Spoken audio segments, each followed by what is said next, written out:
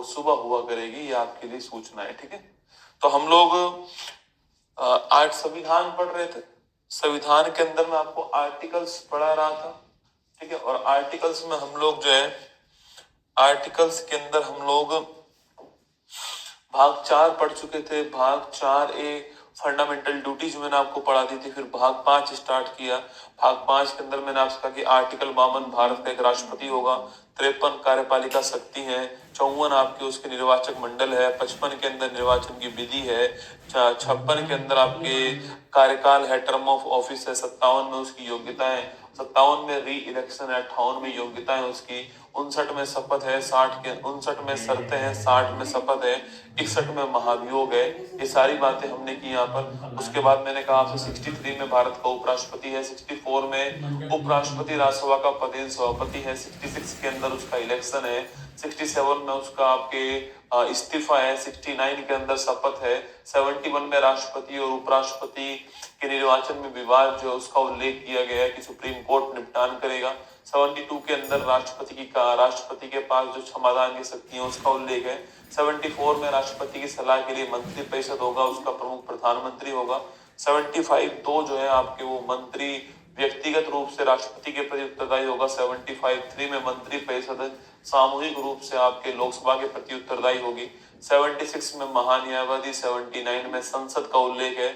संसद के राज्यसभा 80 के अंदर, 81 में आपके जो है लोकसभा का उल्लेख है। 85 के अंदर जो है सत्रावसान सत्र आउट करने की पावर जो है वो राष्ट्रपति के पास में। 87 के अंदर संसद में राष्ट्रपति का जो विशेष अभिभाषण है उसका जिक्र किया गया। 93 के अंदर लोकसभा स्पीकर, डिप्टी स्पीकर जो उनकी बात है। 105 के अंदर विशेष अधिकार एमपी के जो है उनके बारे में। 108 के अंदर जॉइंट सिटिंग जो है आपकी उसके बारे में लिखा हुआ है। 110 के अंदर धन विधेयक के बारे में, मनी बिल के बारे में लिखा हुआ है। 111 के अंदर जो है आपके वो असेंट्स ऑन बिल विधेयक पर जो अनुमति है वहां पे लिखा हुआ है। क्या हम इतना पढ़ चुके थे बताओ एक बार मुझे, जो भी स्टूडेंट है एक बार कमेंट को रिफ्रेश करो और मुझे बताओ एक बार कि क्या हम इतना पढ़ चुके थे।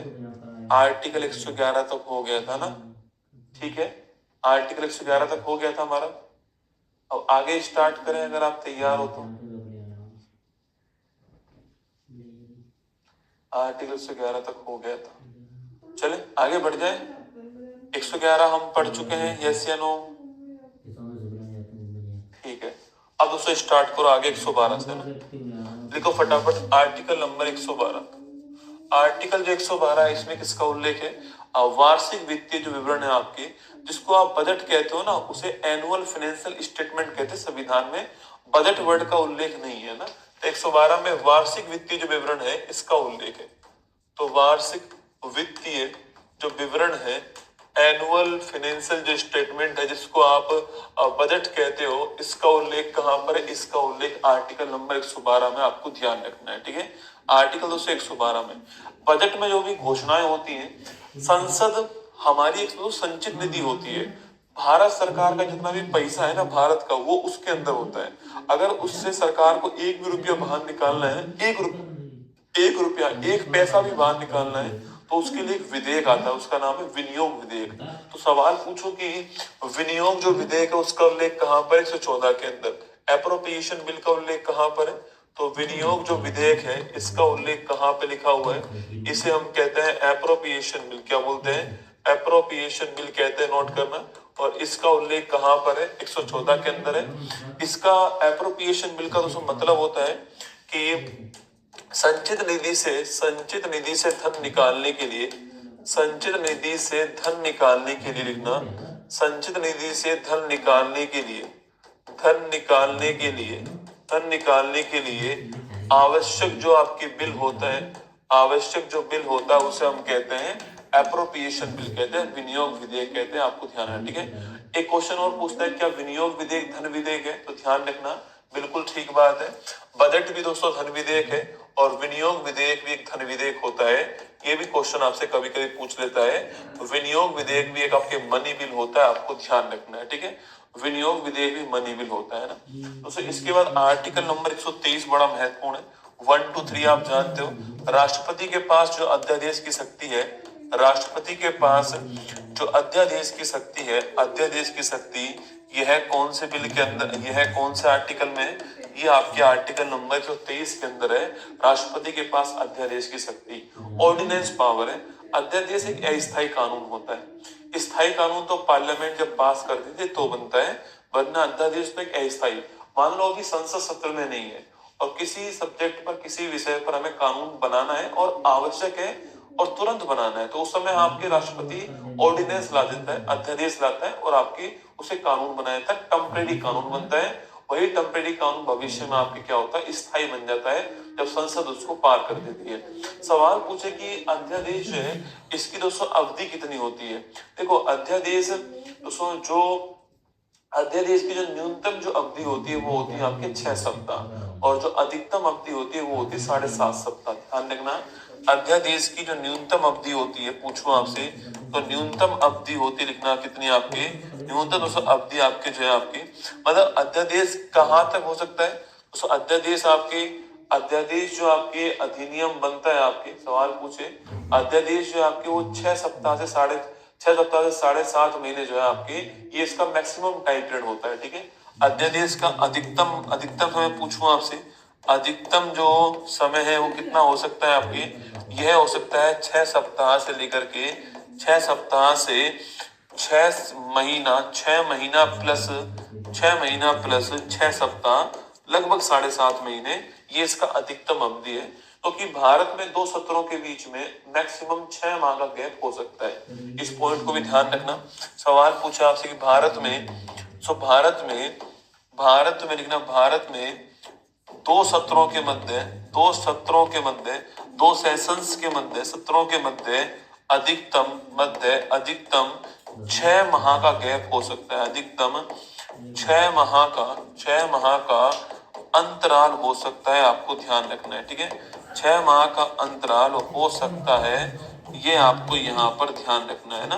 तो भारत में 2 सत्रों के मध्य मैक्सिमम, देखो भारत में 3 सत्र आते हैं एक वर्ष में। एक आता है बजट सत्र जो शुरुआत में आता है, एक आता है फिर बीच में आपके मानसून सत्र, और एक आता है अंत में जो आने वाला, वो कौन सा होगा, यह होगा आपके कौन सा, आपके शीतकालीन सत्र। भारत में एक साल में मिनिमम 2 तो होंगे है ना। जब मिनिमम 2 होंगे तो मैक्सिमम कितना गैप हो सकता है, 6 माह का गैप जो है वो मैक्सिमम हो सकता है। ठीक है, तो या तो 6 वीक्स के अंदर उसको हम प्रस्ताव को पारित करवा लें। ठीक है, तो अगर मान लो सेकेंड सत्र आने में मैक्सिमम 6 महीने लग सकते हैं, तो 6 महीने प्लस 6 वीक जो है और आपके मान लीजिए, तो ये मैक्सिमम टाइम पीरियड है उसका अध्यादेश का, आपको ध्यान रखना है, ऐसा ही कानून होता है। ठीक है, इसके बाद दोस्तों आपके आर्टिकल 124 से हमारा जो सुप्रीम कोर्ट है वो शुरुआत हो जाता है। तो सुप्रीम कोर्ट जो है, इस सुप्रीम कोर्ट की संरचना क्या होगी, इसका स्ट्रक्चर क्या होगा। अगला क्वेश्चन, सुप्रीम कोर्ट में आपके नियुक्ति कैसे होंगी, लिखना आपके मुख्य न्यायाधीश की नियुक्ति कैसे होगी, शपथ जो है आपके वो हो गई। इसके अलावा वेतन भत्ते जो भी कुछ आप जानते हो सारे कहाँ पर है, आर्टिकल नंबर 124 में आपको मिल जाएंगे। ठीक है, सुप्रीम कोर्ट ने कार्य करना कब स्टार्ट किया था, लिखना आपके, तो सुप्रीम कोर्ट ने कार्य करना 28 जनवरी 1950 से सुप्रीम कोर्ट ने अपना कार्य स्टार्ट किया। महत्वपूर्ण क्वेश्चन है, सुप्रीम कोर्ट ने कार्य कब स्टार्ट करा, 28 जनवरी 1950 से सुप्रीम कोर्ट ने अपना कार्य स्टार्ट करा, आपको ध्यान रखना है। सेकंड दोस्तों क्वेश्चन आपके सामने यह बन सकता है कि सुप्रीम कोर्ट जो है जब इसकी स्थापना हुई थी उस समय इसमें एक तो मुख्य न्यायाधीश था और साथ इसमें अन्य न्यायाधीश था ना। तो सुप्रीम कोर्ट की स्थापना के समय एक तो मुख्य न्यायाधीश था और साथ अन्य न्यायाधीश थे, आपको ध्यान रखना है। अच्छा, सुप्रीम कोर्ट के पहले मुख्य न्यायाधीश कौन थे, तो पहले जो मुख्य न्यायाधीश थे इनका नाम लिखिएगा हरिलाल जे कानिया जो है, हरिलाल जे कानिया, ये आपके सुप्रीम कोर्ट के पहले मुख्य न्यायाधीश थे, आपको ध्यान रखना है। सुप्रीम कोर्ट के 52वें मुख्य न्यायाधीश कौन आपके, तो 52 नंबर लिखिएगा आप दोस्तों, जस्टिस बी आर गवई जो है, जस्टिस बी आर गवई, यह सुप्रीम कोर्ट के 52वें नंबर के मुख्य न्यायाधीश है। अच्छा बताओ, सुप्रीम कोर्ट के 53वें नंबर के मुख्य न्यायाधीश कौन बनेंगे, ये क्वेश्चन आपके लिए। ठीक है, 53 नंबर के मुख्य न्यायाधीश कौन बनेंगे। अच्छा, 51 भी नोट कर लो, आपकी जो परीक्षा कोई भरोसा नहीं है उसका। 51 लिखना, जस्टिस संजीव खन्ना जो आपके, ये आपके जस्टिस संजीव खन्ना, ये 51वें नंबर के मुख्य न्यायाधीश था, आपको ध्यान रखना है। 28 जनवरी 1950 को इसने अपना कार्य स्टार्ट करा, दिल्ली में इसका मुख्यालय, आपको ध्यान रखना है। ठीक है, इसके बाद आपके क्वेश्चन नंबर 129 आर्टिकल, इसमें लिखा हुआ है कि सुप्रीम कोर्ट एक अभिलेख न्यायालय। बड़ा अच्छा क्वेश्चन है, सुप्रीम कोर्ट एक अभिलेख न्यायालय कहाँ लिखा हुआ है? ये आर्टिकल नंबर 129 में लिखा हुआ है। ठीक है, अभिलेख न्यायालय का मतलब होता है रिकॉर्ड कोर्ट। क्या होता है? रिकॉर्ड कोर्ट होता है, आपको ध्यान रखना है। ठीक है, तो सुप्रीम कोर्ट एक रिकॉर्ड कोर्ट है, अभिलेख न्यायालय मतलब सुप्रीम कोर्ट ने जो डिसीजन दिया है ना उसको सुरक्षित रखा जाता है। भविष्य में मान लो ऐसा ही कोर्ट हाई कोर्ट, ऐसा ही केस हाई कोर्ट में आ गया तो सुप्रीम कोर्ट ने डिसीजन दिया उसको मानना पड़ेगा। वहां पे वो लोग जो उसको कोर्ट कर देते हैं ना, तो और अगर कोर्ट का फैसला नहीं माना जाए तो इसे बोलते हैं कंटेम्प्ट ऑफ कोर्ट। तो सवाल पूछे ना आपसे कि कोर्ट की अवमानना कहां पर है, तो कंटेम्प्ट ऑफ कोर्ट भी यहीं पर है ना। कंटेम्प्ट ऑफ कोर्ट सुना है आपने? कंटेम्प्ट ऑफ कोर्ट, कोर्ट की अवमानना क्या है? कोर्ट की जो अवमानना है ये भी कहां पर है? ये भी आर्टिकल नंबर आपके 129 के अंदर है, ये आपको ध्यान रखना है। ठीक है, कोर्ट की दोस्तों अवमानना। इसके बाद एक आर्टिकल है, आर्टिकल नंबर 131। अच्छा, मैंने पूछा आपसे 53 नंबर के मुख्य न्यायाधीश कौन है? 53 नंबर के मुख्य न्यायाधीश पूछूं आपसे कौन है, तो बताओ फटाफट। 53 नंबर के मुख्य न्यायाधीश का नाम क्या है? यहाँ पर बताओ फटाफट। 53 नंबर के जो मुख्य न्यायाधीश उनका नाम क्या है? रिफ्रेश करो कमेंट। 53 नंबर के जो मुख्य न्यायाधीश उनका नाम क्या है? हाँ, न्यायमूर्ति सूर्यकांत लिखना। जस्टिस सूर्यकांत जो है, जस्टिस सूर्यकांत, ये 53 नंबर के मुख्य न्यायाधीश, आपको ध्यान रखना है। ठीक है, तो जस्टिस सूर्यकांत 53 नंबर के मुख्य न्यायाधीश, आपको ठीक है ध्यान रखना है। ठीक है, अच्छा, आर्टिकल 131 जो है यह सुप्रीम कोर्ट की जो मूल अधिकारिता है इसके बारे में ना। तो सुप्रीम कोर्ट की जो मूल अधिकारिता है इसके बारे में आर्टिकल कौन सा दोस्तों आपके? इसके बारे में आर्टिकल है आर्टिकल नंबर 131, ओरिजिनल जुरिडिक्शन। मतलब कि ऐसे कौन से केस है जहां केवल सुप्रीम कोर्ट डिसीजन करेगा। जैसे कि राष्ट्रपति उपराष्ट्रपति के मध्य चुनाव में आपके विवाद हो गया तो केवल सुप्रीम कोर्ट डिसीजन करेगा, हाई कोर्ट नहीं करेगा, कोई और नहीं करेगा। केंद्र राज्य के मध्य विवाद हुआ तो वो केस केवल सुप्रीम कोर्ट जाएगा। दो राज्यों के मध्य विवाद हुआ तो केवल को आपके केस कहाँ जाएगा? सुप्रीम कोर्ट जाएगा। तो मतलब वह आपके मामले जो जिसमें डिसीजन केवल सुप्रीम कोर्ट करता है, जैसे कि केंद्र राज्य संबंध। अगर केंद्र राज्य संबंध की मैं बात करूं आपसे तो यहां पर डिसीजन केवल सुप्रीम कोर्ट करेगा। राज्य राज्य संबंध ना, केंद्र राज्य विवाद अगर हो गया तो सुप्रीम कोर्ट डिसीजन करेगा। स्टेट राज्यों के मध्य विवाद हुआ तो भी डिसीजन कौन करेगा? सुप्रीम कोर्ट करेगा। आपको ध्यान रखना है ना। ये आर्टिकल नंबर 131 आपको यहाँ पर नोट करना है, सवाल कभी कभी ऐसा एग्जाम में पूछ लेता है। ठीक है, इसके बाद दोस्तों आपके आर्टिकल नंबर इसके बाद पूछो 137, इसमें क्या लिखा हुआ है? आर्टिकल 137 में लिखा हुआ है कि सुप्रीम कोर्ट अपने डिसीजन को रिव्यू कर सकता है ना, पुनर्विचार कर सकता है। तो लिखिएगा आर्टिकल नंबर 137 में लिखा हुआ है सुप्रीम कोर्ट के पास में अपने जो निर्णय है, अपने निर्णय पर पुनर्विचार की क्षमता है। अपने निर्णय पर पुनर्विचार जो है इसकी क्षमता किसके पास में? इसकी क्षमता जो है रिव्यू करने की जो पावर है यह आपके कहां पर? ये आपके आर्टिकल नंबर 137 में आपको ध्यान रखना है, रिव्यू दोस्तों करने की पावर। ठीक है, इसके बाद एक आर्टिकल है आर्टिकल नंबर 142, ये भी बड़ा महत्वपूर्ण है। आर्टिकल 142 आपके इसको बोलते हैं पूर्ण न्याय, है ना। तो पूछो आपसे टोटल जस्टिस कहां पर है? सुप्रीम कोर्ट का पूर्ण न्याय कहां पर है? वो आर्टिकल 142। ये अभी खूब चर्चा में रहा था दोस्तों ना। हैदराबाद में जंगल काटने का केस हुआ था, वहां पर भी सुप्रीम कोर्ट ने डिसीजन दिया था इसी आपके आर्टिकल से, कंप्लीट जस्टिस के द्वारा ना। कोई भी केस किसी भी कोर्ट में चल रहा हो, कोई भी केस किसी भी कोर्ट में चल रहा हो और किसी भी कंडीशन में हो, किसी भी परिस्थिति में हो, उस केस को सुप्रीम कोर्ट अपने पास बुला करके डिसीजन दे सकता है। उसके पास में कंप्लीट जस्टिस का सिद्धांत यहाँ पर आर्टिकल 142 जो है ये आपको ध्यान रखना है। एक आर्टिकल है 143। ठीक है, आर्टिकल 143 दोस्तों आपके, अगर राष्ट्रपति को, इसे बोलते हैं राष्ट्रपति की परामर्श आपके, इसे बोलते हैं परामर्शदात्री, आपके परामर्शदात्री शक्ति। क्या बोलते हैं? परामर्शदात्री शक्ति कहते हैं। मतलब कि दोस्तों राष्ट्रपति को, प्रेसिडेंट को अगर किसी लीगल मामले में एडवाइस चाहिए, क्या चाहिए? एडवाइस चाहिए, तो वो सुप्रीम कोर्ट से मांग सकता है। सुप्रीम कोर्ट एडवाइस दे या ना दे ये उसकी मर्जी है। सुप्रीम कोर्ट की दी गई एडवाइस को राष्ट्रपति माने ना माने उसकी मर्जी है। जो अपनी मर्जी चलानी है तो क्यों आर्टिकल बनाया? फिर भी लिखा हुआ है कि राष्ट्रपति सुप्रीम कोर्ट से अपनी एडवाइस ले सकता है, ये आपके यहाँ पर लिखा हुआ, कंसल्ट कर सकता है, ये आपके आर्टिकल 143 आपको ध्यान रखना है, ठीक है। अरे डोपाओ, इसका दोस्तों मतलब केवल आई लव यू नहीं होता है ना, हाँ 143 का मतलब केवल आई लव यू नहीं होता है, इसका मतलब सुप्रीम कोर्ट वाला भी इसका मतलब होता है, ध्यान रखना। कल एसआई के अंदर आर्टिकल 39A वाला सवाल पूछ लिया, अरे वाह मजा आ गया होगा, 2 दिन पहले पढ़ाया और भाई साहब पेपर में आ गया। और कल दोस्तों जो पेपर हुआ ना राजस्थान एसआई के अंदर, सबसे खतरनाक पेपर हुआ, मानो यूपीएससी लेवल का पेपर था, उसमें आर्टिकल 39A वाला सवाल पूछा गया था, तो शायद कर लिया होगा, मुझे ऐसा लगता है ना। चलो आर्टिकल 143 के बाद आगे बढ़ते हैं, आर्टिकल नंबर 148। आर्टिकल 148 में कुछ आपको ना, जैसे देखो 50-60 तो होते हैं जिनको सब जानते हैं बच्चे, 50-60 ऐसे आर्टिकल, जैसे कि आर्टिकल 148 हो गया, आर्टिकल 123 हो गया, वो सब जानते हैं। लेकिन ये कुछ क्वेश्चन ऐसे जैसे कि आर्टिकल 142, अभी हर कोई नहीं पढ़ रहा है महत्वपूर्ण आर्टिकल्स के अंदर, जिसने पॉलिटी पढ़ी है तो उसने पढ़ा होगा, पर महत्वपूर्ण रिवीजन में कोई नहीं पढ़ रहा है ना, तो मैं आपको एक कोशिश कर रहा हूँ पढ़ाने की, ठीक है। आर्टिकल 148 लिखना, आपके सीएजी के बारे में कहा उल्लेख है आर्टिकल 148 में ना। सीएजी का मतलब होता है महालेखा और नियंत्रक परीक्षक, क्या होता है, महालेखा और नियंत्रक परीक्षक होता है, आपको ध्यान रखना है, ठीक है। इसे हम बोलते हैं कंप्ट्रोलर, क्या बोलते हैं, comptroller, comptroller and auditor general, comptroller and auditor general कहते हैं, आपको ध्यान रखना है, ठीक है।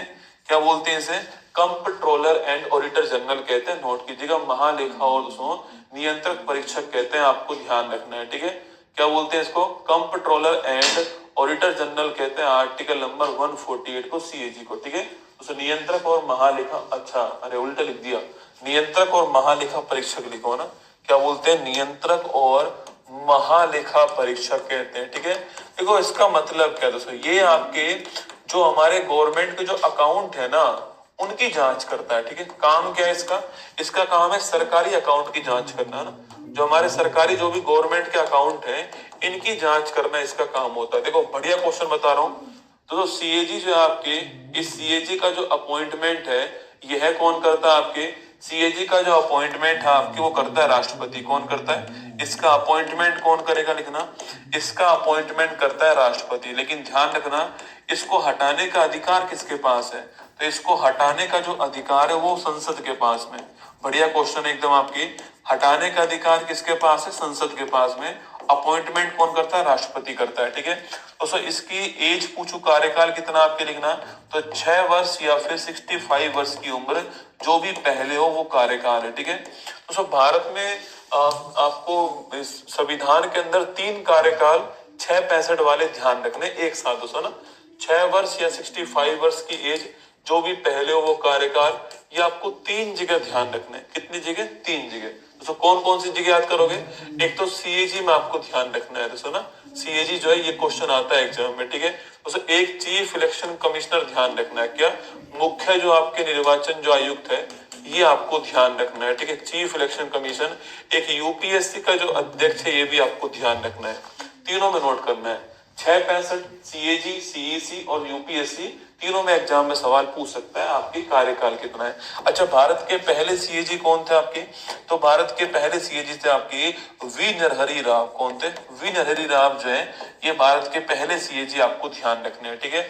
अच्छा भारत के वर्तमान सीएजी पूछूं आपसे कौन है, बताओ कमेंट बॉक्स में, भारत के वर्तमान में सीएजी का नाम पूछे आपसे, क्या है, भारत के वर्तमान सीएजी का नाम बताओ क्या है। भारत के जो वर्तमान सीएजी है, पहले सीएजी तो कौन था आपके, पी नहीं, वी नरहरि राव है ना, वी नरहरि राव पहले सीएजी है। के संजय मूर्ति लिखना, भारत के वर्तमान सीएजी कौन है, के संजय मूर्ति। कौन है, के संजय मूर्ति का नाम नोट कीजिएगा, ये भारत के वर्तमान सीएजी, अपना नाम नोट कीजिए। ये अपनी रिपोर्ट किसको देते हैं, ये अपनी रिपोर्ट आपके राष्ट्रपति को देते हैं ना, अपनी रिपोर्ट राष्ट्रपति को देते हैं, आपको ध्यान रखना है, ठीक है। और इसकी रिपोर्ट में चेंज नहीं कर सकते है ना, अपनी रिपोर्ट राष्ट्रपति को देते हैं, ये भी आपको ध्यान है ना, आर्टिकल नंबर 148। तो सर इसके बाद में आपके हमारा भाग 6 स्टार्ट होता है, ठीक है। भाग 5 तो था राज्य केंद्र के बारे में, है ना, द यूनियन। भाग 6 जो है वो राज्य के बारे में, है ना। जो भाग 6 है यह किसके बारे में, भाग 6 राज्य। जिसने भाग 5 याद कर लिया उसके लिए भाग 6 याद करना बहुत ही आसान है, ठीक है। भाग 6 भाग 5 का बस राज्य वाला वर्जन है और कुछ नहीं है ना। आर्टिकल नंबर 152 से लेकर के 237 आर्टिकल इसके अंदर दिए गए हैं, ठीक है। दोस्तों भाग 5 की शुरुआत हुई थी राष्ट्रपति से, है ना। आर्टिकल 52 राष्ट्रपति, यहाँ पे शुरुआत किससे होगी? यहाँ पर शुरुआत होगी राज्यपाल से, ठीक है। तो आर्टिकल नंबर 153 में क्या लिखा हुआ है? जो लिखा हुआ है कि हर राज्य का एक राज्यपाल होगा, ठीक है। तो हर राज्य का एक राज्यपाल होगा, ये कहाँ लिखा हुआ है? आर्टिकल नंबर 153 में लिखा हुआ है कि हर राज्य का एक राज्यपाल होगा। इसी में एक छोटी सी बात आप नोट कीजिए, 7वां संविधान संशोधन 1956 के द्वारा ये कहा गया कि 2 राज्यों का भी एक राज्यपाल हो सकता है, ठीक है। तो 7वां संविधान संशोधन 1956 के द्वारा ये कहा गया कि दो राज्यों का भी एक राज्यपाल हो सकता है ना, 2 राज्यों का भी एक राज्यपाल हो सकता है, एक राज्यपाल हो सकता है। ये कहाँ कहा गया? ये आपके आर्टिकल नंबर 153 मतलब 7वां संविधान संशोधन जो है इसके द्वारा कहा गया, आपको ध्यान रखना है, ठीक है। दोस्तों आर्टिकल 154 क्या बोलता है? राज्यपाल की जो कार्यपालिका शक्ति है उनके बारे में ना। तो राज्यपाल की जो कार्यपालिका शक्ति है, जो एग्जीक्यूटिव पावर है, इसके बारे में उल्लेख कहां पर है? इसके बारे में जो उल्लेख आपके वो है आर्टिकल 154 के अंदर, ठीक है। इसके अलावा राज्यपाल की शपथ का दोस्तों उल्लेख पूछो कितने के अंदर है? मैंने आपको लिखवाया था, याद कीजिएगा, आर्टिकल नंबर 159 राज्यपाल की जो शपथ है इसका उल्लेख कहां पर? आर्टिकल नंबर 159 में। कौन शपथ दिलवाता है? लिखिएगा, आपके शपथ दोस्तों दिलवाने का काम किसका? शपथ दिलवाता है आपके राज्य के मुख्य न्यायाधीश, है ना। तो हाई कोर्ट के जो मुख्य न्यायाधीश हैं यह शपथ दिलवाते हैं, आपको ध्यान रखना है। तो राज्य के जो मुख्य न्यायाधीश हैं यह शपथ दिलाएंगे, आर्टिकल नंबर 159। अच्छा सवाल पूछूं आपसे कि राज्यपाल का अपॉइंटमेंट कौन करता है? तो राज्यपाल का जो अपॉइंटमेंट है आप जानते हो, राज्यपाल का जो अपॉइंटमेंट है वो करता है राष्ट्रपति। कौन करता है? राष्ट्रपति राज्यपाल का अपॉइंटमेंट करता है, आपको ध्यान रखना है, ठीक है। तो राज्यपाल का दोस्तों अपॉइंटमेंट राष्ट्रपति करता है। एक आयोग बना सरकारी आयोग, नाम सुना होगा आपने, सरकारी आयोग। ये केंद्र राज्य संबंध के लिए दोस्तों बनाया गया। 3 आयोग थे, कभी सवाल आपसे पूछ ले, आपको मैं आपको लिखाऊंगा भी आगे पर, लिख दीजिए।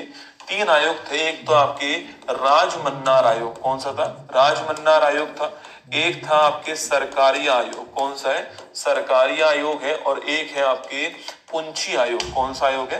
पुंछी आयोग। सवाल पूछे इन तीनों आयोग का संबंध किससे है? इन तीनों जो आयोग है इसका संबंध है सेंटर स्टेट रिलेशन, किससे? केंद्र राज्य संबंध जो है, सेंटर स्टेट रिलेशन जो है, इससे संबंधित कौन है? सीएसआर, है ना। क्या बोलते हैं इसे? सीएसआर कहते हैं। सीएसआर से संबंधित कौन है? आपके राजमन्नार आयोग, सरकारी आयोग और पुंछी आयोग। ये आपको नाम ध्यान रखना है, ठीक है। आर्टिकल दोस्तों आपके जो सरकारी आयोग है इसने ये कहा था कि भाई राज्यपाल कभी भी जिस राज्य में किसी का जन्म हुआ है वो उस राज्य का राज्यपाल नहीं बनना चाहिए। जैसे मान लो कोई, आप देखना जो राज्यपाल होते हैं, देखना कि पंजाब में हो सकता है साउथ का राज्यपाल हो, और यूपी में हो सकता है आपके नॉर्थ ईस्ट का राज्यपाल, ऐसे होंगे, है ना। तो राज्यपाल उस राज्य के नहीं होते जिस राज्य के वो मूल निवासी होते हैं, ठीक है, ये ध्यान रखना है। अच्छा इसके बाद आर्टिकल नंबर 161 पूछूं आपसे। आर्टिकल 161 जो है, अगर इसकी बात करें आपसे, तो आर्टिकल 161 जो है क्षमादान की शक्ति की बात करता है, ठीक है। तो राज्यपाल के पास में भी क्षमादान, पार्डनिंग पावर है, लेकिन 2 पावर नहीं है। एक तो मृत्यु दंड को माफ करने की पावर नहीं है, कैपिटल पनिशमेंट जो है इसको माफ नहीं कर सकता। एक सेकंड, आपकी जो मार्शल लॉ की जो सजा है उसको माफ नहीं कर सकता ना। ये 2 पावर इसके पास नहीं है, आपको ध्यान रखना है। अच्छा अभी अगर मैं यहाँ रिवीजन दोस्तों करना चाहूँ आपके, तो इन सबके स्टेट वाले आर्टिकल कौन से होंगे? देखो, राज्य का एक राज्यपाल होगा, आर्टिकल 52 लिख रहा है भारत का एक राज्यपाल होगा ना। कार्यपालिका शक्ति आर्टिकल 53 में लिख रही कार्यपालिका शक्ति, है ना। शपथ का उल्लेख आर्टिकल 60 में शपथ का उल्लेख, है ना। आर्टिकल 72 के अंदर जो है वो भारत उपराष्ट्रपति के पास में जो आपके समाधान की शक्ति है उसके बारे में उल्लेख यहाँ पे किया गया, ठीक है। तो इसके बाद लिखिए आर्टिकल नंबर 163, ठीक है। जो बात वहां पर आर्टिकल नंबर 74 में लिख रही है ना कि राष्ट्रपति को सलाह देने के लिए एक मंत्री परिषद होगा जिसका प्रमुख मुख्यमंत्री होगा, वही बात यहाँ पर आर्टिकल 163 में लिख रही है कि राज्यपाल जो है, इस राज्यपाल को सलाह देने के लिए एक मंत्री परिषद होगा और इस मंत्री परिषद का जो प्रमुख है आपके, वह कौन होगा आपके, वह होगा मुख्यमंत्री। आपको ध्यान रखना है, ठीक है दोस्तों। एक पॉइंट कभी कभी सवाल पूछता है कि क्या कोई मंत्री बिना लोकसभा के, बिना राज्यसभा के या फिर बिना विधानसभा के मेंबर बने हुए मंत्री बन सकता है? तो बिल्कुल बन सकता है। क्या कोई दोस्तों मुख्यमंत्री बन सकता है? बिल्कुल। जब ममता बनर्जी जब चुनाव हुए ना, पश्चिम बंगाल में चुनाव हुआ था या उत्तराखंड में चुनाव हुआ, तो वहां पर क्या हुआ, वहां पर ममता बनर्जी पश्चिम बंगाल में और पुष्कर सिंह धामी जी उत्तराखंड के अंदर खुद चुनाव हार गए। उनकी पार्टी चुनाव जीत गई, खुद चुनाव हार गए, लेकिन फिर भी मुख्यमंत्री वही बने थे। ऐसा एक कंडीशन हमारे क्लोज लिखा हुआ है हमारे संविधान में कि कोई भी मंत्री मुख्यमंत्री रह सकता है बशर्ते 6 महीने के अंदर वो कहीं से मेंबर बन जाए, ठीक है। तो दोस्तों आप ध्यान रखना, आपके दोस्तों मंत्री या फिर मुख्यमंत्री दोस्तों आपके सदस्य बने बिना बन सकते हैं, लेकिन ध्यान रखना 6 माह में उन्हें मेंबर बनना पड़ेगा, ठीक है। 6 माह में उन्हें मेंबर बनना पड़ेगा। अगर स्टेट में है तो लेजिस्लेटिव असेंबली या काउंसिल से बनना पड़ेगा, अगर सेंटर में है तो लोकसभा राज्यसभा से बनना पड़ेगा, ठीक है, ध्यान रखना है ना। इसके बाद दोस्तों आर्टिकल है 165। कौन सा आर्टिकल है? Article number 165।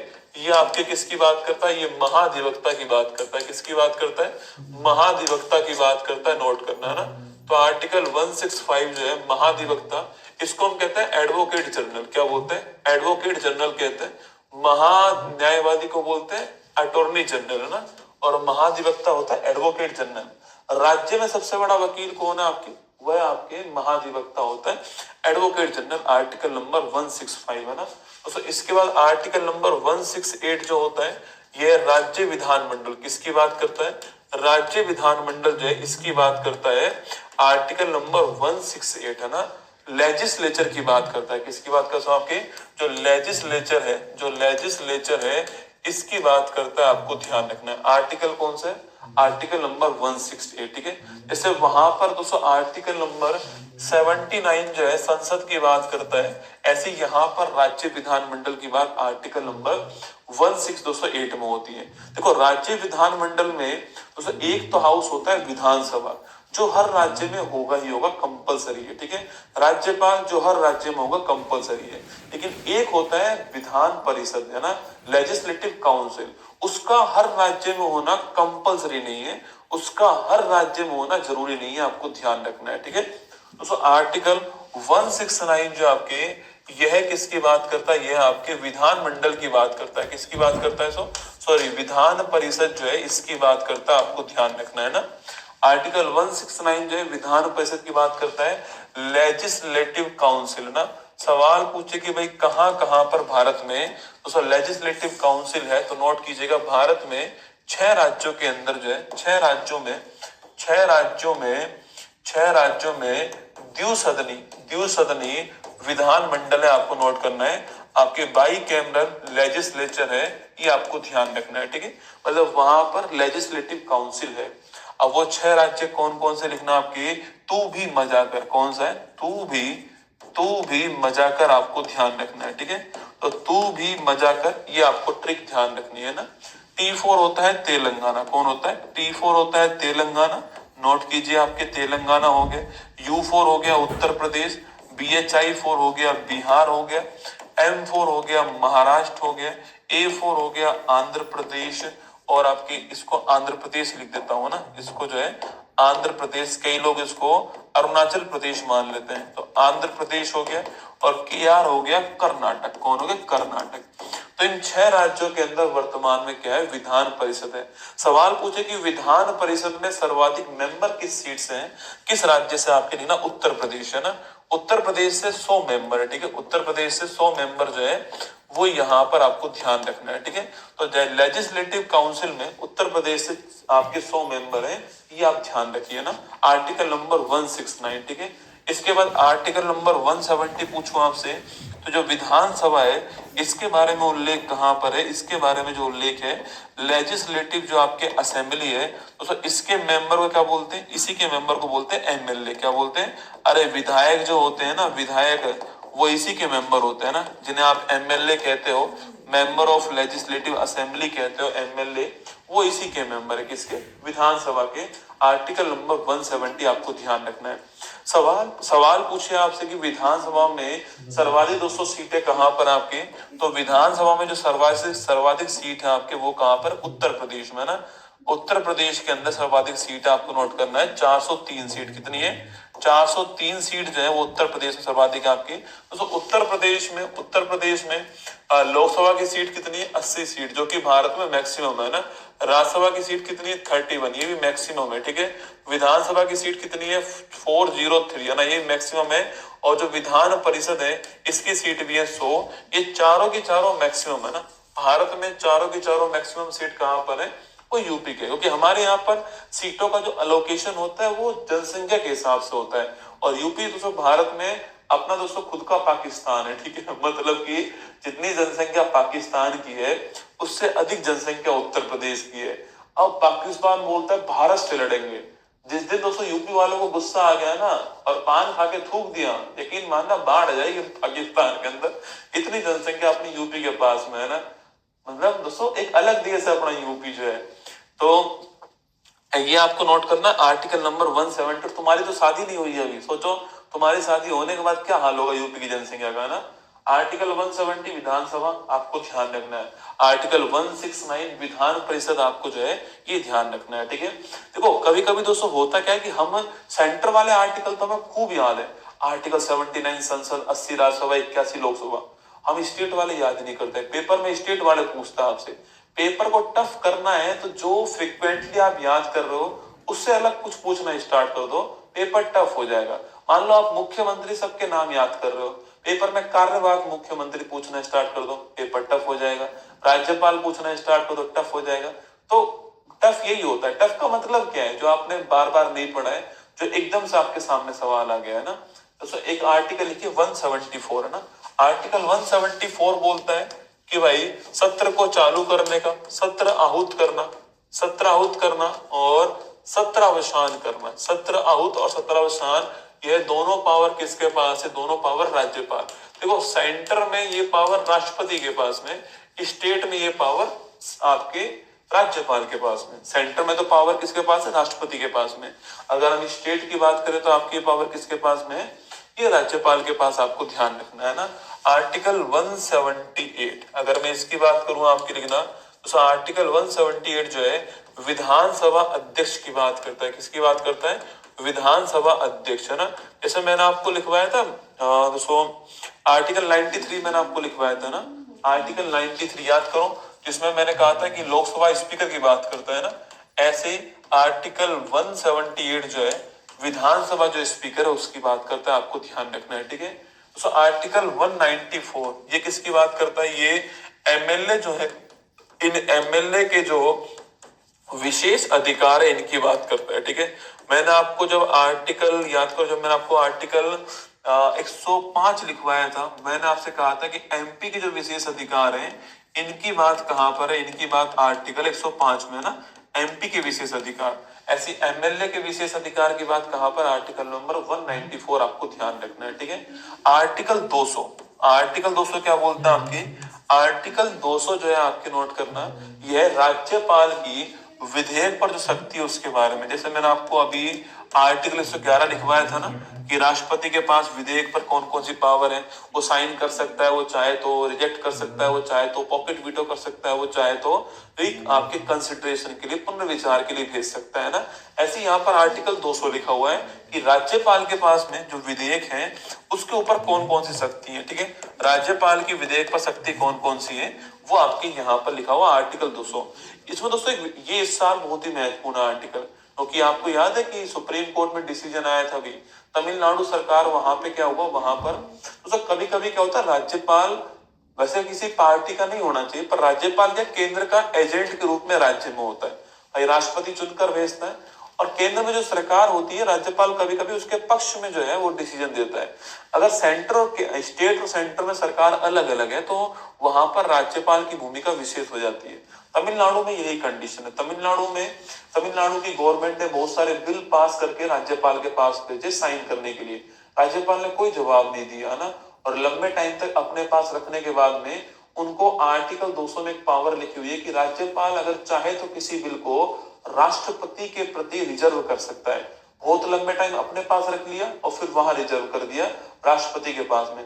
तमिलनाडु गवर्नमेंट पहुंच गई सुप्रीम कोर्ट में। सुप्रीम कोर्ट ने कहा कि भाई राज्यपाल को विधेयक पर अपनी रिएक्शन देना ही देना है, ठीक है, ऐसा नहीं कर सकता कि वो इसको टाल सकता है। तो यहाँ पर साफ साफ लिख दिया है कि राज्यपाल के पास में 3 माह का अधिकतम समय होगा, ठीक है।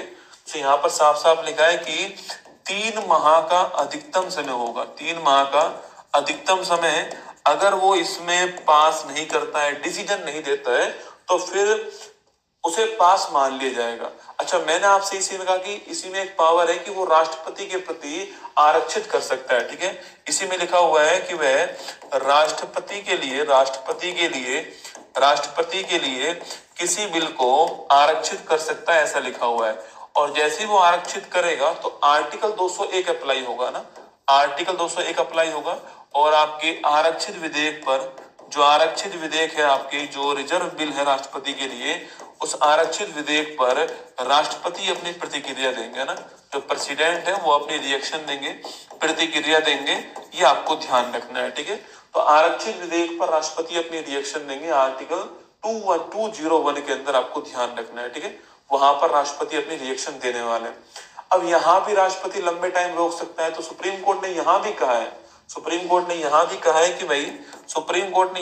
कि यहां भी 3 माह का मैक्सिमम टाइम होगा। 3 माह का मैक्सिमम टाइम यहां पर भी मिलेगा, ऐसा सुप्रीम कोर्ट ने कह दिया है, ठीक है।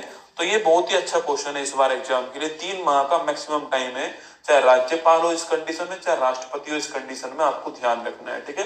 तो आर्टिकल 202 की बात करूं मैं आपसे, तो ये राज्य का जो बजट है उसका उल्लेख है। राज्य का जो वार्षिक वित्तीय विवरण है आपके, इसका उल्लेख कहां पर किया गया, इसका उल्लेख जो है वो आर्टिकल 202 में किया गया, आपको ध्यान रखना है। ये राज्य वाला है, ठीक है, राज्य का बजट है, आपको ध्यान रखना है, ठीक है। अच्छा, भारत में बजट पहली बार उसे कब प्रस्तुत हुआ, सवाल पूछे आपसे कि भारत में बजट जो है वो पहली बार कब प्रस्तुत हुआ। देखो, पहला क्वेश्चन है कि ब्रिटिश भारत का पहला बजट कब प्रस्तुत हुआ, किसने प्रस्तुत करा, पहला क्वेश्चन, ठीक है। सेकंड दोस्तों, आपके सेकंड क्वेश्चन, आजाद भारत का पहला बजट किसने प्रस्तुत करा, जो आजाद भारत है इसका पहला बजट जो है यह किसने प्रस्तुत करा। थर्ड क्वेश्चन आपके सामने यहाँ पर, थर्ड क्वेश्चन, गणतंत्र भारत, रिपब्लिक जो इंडिया है, गणतंत्र भारत का पहला बजट जो है यह किसने प्रस्तुत करा। और फोर्थ नंबर क्वेश्चन आपके सामने यहाँ पर जो है वो ये है कि सर्वाधिक बार बजट जो है ये कौन प्रस्तुत कर चुके हैं, सर्वाधिक बार बजट कौन प्रस्तुत किया, ये आपको ध्यान रखना है। तो 4 क्वेश्चन मैं आपके सामने यहाँ पर ला चुका हूँ, ठीक है। पांचवा क्वेश्चन लिखिए आपके वित्त मंत्री के रूप में ना, वित्त मंत्री ऐसे लिखना, पूर्णकालिक वित्त मंत्री के रूप में, पूर्णकालिक वित्त मंत्री के रूप में, पूर्णकालिक वित्त मंत्री के रूप में बजट पेश करने वाली पहली महिला के रूप में पहली महिला कौन सी है, ये क्वेश्चन भी आपके सामने।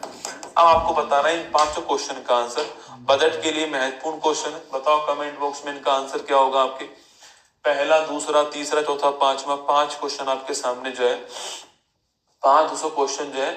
आर्टिकल 201 में राष्ट्रपति पॉकेट वीटो नहीं कर सकता, ठीक है, आर्टिकल 201 में नहीं कर सकता ना। बताओ फटाफट से। तो पहला बजट मैंने 5 क्वेश्चन पूछे एक्चुअली में ना। तो ब्रिटिश भारत का पहला बजट जो है वो कब पेश हुआ था, आपके बजट पहली बार कब पेश किया गया था, आपको ये बताना। 1860, जेम्स विल्सन। सुरजीत का एकदम ठीक आंसर लिखना, 1860 जेम्स विल्सन ने किया ना, 1860 जेम्स विल्सन का नाम नोट कीजिएगा, इन्होंने किया था, ध्यान रखना है। अच्छा, आजाद भारत का पहला पूछूं आपसे, षणमुखम शेट्टी कौन है, षणमुखम शेट्टी का नाम नोट कीजिएगा, ये आजाद भारत का पहला बजट है ना। गणतंत्र, देखो ये तो है 1947 की बात है, और यह है 1950 की बात, दोनों में अंतर है ना। रिपब्लिक इंडिया का पहला पूछो किसने पेश किया था, आपके जॉन मैथाई। किसने किया था, जॉन मैथाई का नाम भी ध्यान रखना है।